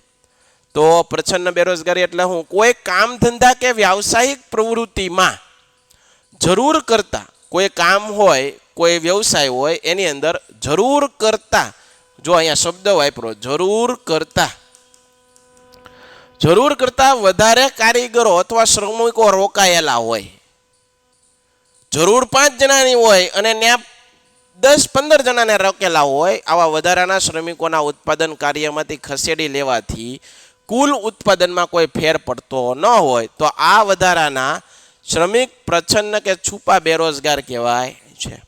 ઔદ્યોગિક બેરોજગારી. ઔદ્યોગિક ક્ષેત્રે થતા ફેરફારોને લીધે જે વ્યક્તિ ટૂંકા લાંબા સમય માટે કામ વિનાનું થવું પડતું હોય તેવી સ્થિતિને ઔદ્યોગિક બેરોજગારી તરીકે ઓળખવામાં આવે. શિક્ષિત બેરોજગારી. ઓછામાં ઓછું માધ્યમિક શિક્ષણ મેળવ્યું હોય અને જો વ્યક્તિ બેરોજગાર હોય તો તેને શિક્ષિત બેરોજગાર કહેવામાં આવે છે. બાળમજૂરી અટકાવવાના ઉપાયો. બાળમજૂરી અટકાવવાના ઉપાયો જણાવો. પરીક્ષામાં પ્રશ્ન પૂછાઈ શકે. 14 વર્ષથી નીચેની વયનો કોઈ પણ કારખાના, મજૂરી કામ છે, કામ ધંધામાં, વ્યવસાયમાં, નોકરીમાં રાખી શકાશે નહીં. એને બાળમજૂર કહેવાય. એના ભંગ બદલ નોકરીદાતા સામે કાનૂની પગલાં ભરી અને એને સજા પણ કરાવી શકાય. છતાં પણ આપણા દેશની વાસ્તવિકતા છે, ઘણા બાળ મજૂરો મજબૂરીવશ કામ કરતા હોય છે, આપણે જોતા હોઈએ. બાળપણમાં, કિશોરાવસ્થામાં કે તેનું કોઈ પણ પ્રકારે શોષણ ન થાય તથા તેને નૈતિક સુરક્ષા અને ભૌતિક સુવિધાથી વંચિત કરી શકાશે નહીં. બંધારણનો અમલ શરૂ થયાના 10 વર્ષમાં 14 વર્ષની ઉંમર સુધીના તમામ બાળકોને મફત ફરજિયાત શિક્ષણનો પ્રબંધ સરકારે કરાવવાનો રહેશે. જોકે આ સંદર્ભે કેન્દ્ર અને રાજ્ય સરકારોએ 6 થી 14 વર્ષની વય જૂથના તમામ બાળકોને મફત ફરજિયાત શિક્ષણ મેળવવાનો અધિકાર સંબંધિત કાયદો 2009માં અમલમાં મૂક્યો. આગળ જોઈએ. ભારતમાં રેખાંકિત નકશામાં નીચેની વિગતો આપેલા નકશામાં યોગ્ય સંજ્ઞાઓ વડે સ્થાન દર્શાવો. રણ પ્રકારની જમીન. ગીર રાષ્ટ્રીય ઉદ્યાન ચા પકવતો પ્રદેશ સુતરાઉ કાપડનું એક કેન્દ્ર મુંબઈ. તો મુંબઈ ક્યાં આવેલું છે? સુતરાઉ કાપડનું પ્રદેશ મુંબઈ. તો અહીંયા શું આવેલું છે? તો આપણે નકશો તમને બ્લેન્ક નકશો આપવામાં આવશે પરીક્ષાની અંદર, તો તમારે મુંબઈ દર્શાવવાનું. બરોબર છે. સુતરાઉ કાપડ બરોબર છે. ચા પકવતો પ્રદેશ કયો છે? તો આસામ. આસામ છે એની અંદર ચા પકે. આસામ એની અંદર ચાનું વાવેતર થાય.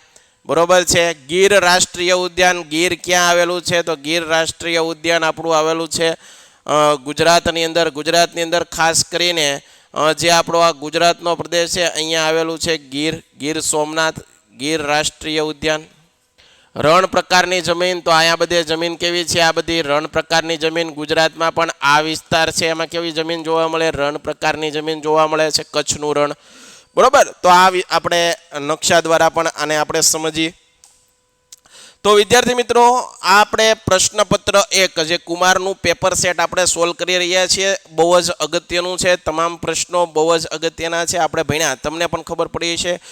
જે કાંઈ પણ પરીક્ષામાં પૂછાય એવા જ પ્રશ્નો આપણે લીધેલા છે. બરોબર. તો આ સોલ્યુશન તમને કામ લાગ્યું હોય છે. ફરીવાર આપણે બીજા પ્રશ્નપત્ર સાથે મળશું. ત્યાં સુધી જય હિન્દ, જય ભારત, ધન્યવાદ. Painted, Painless Learning.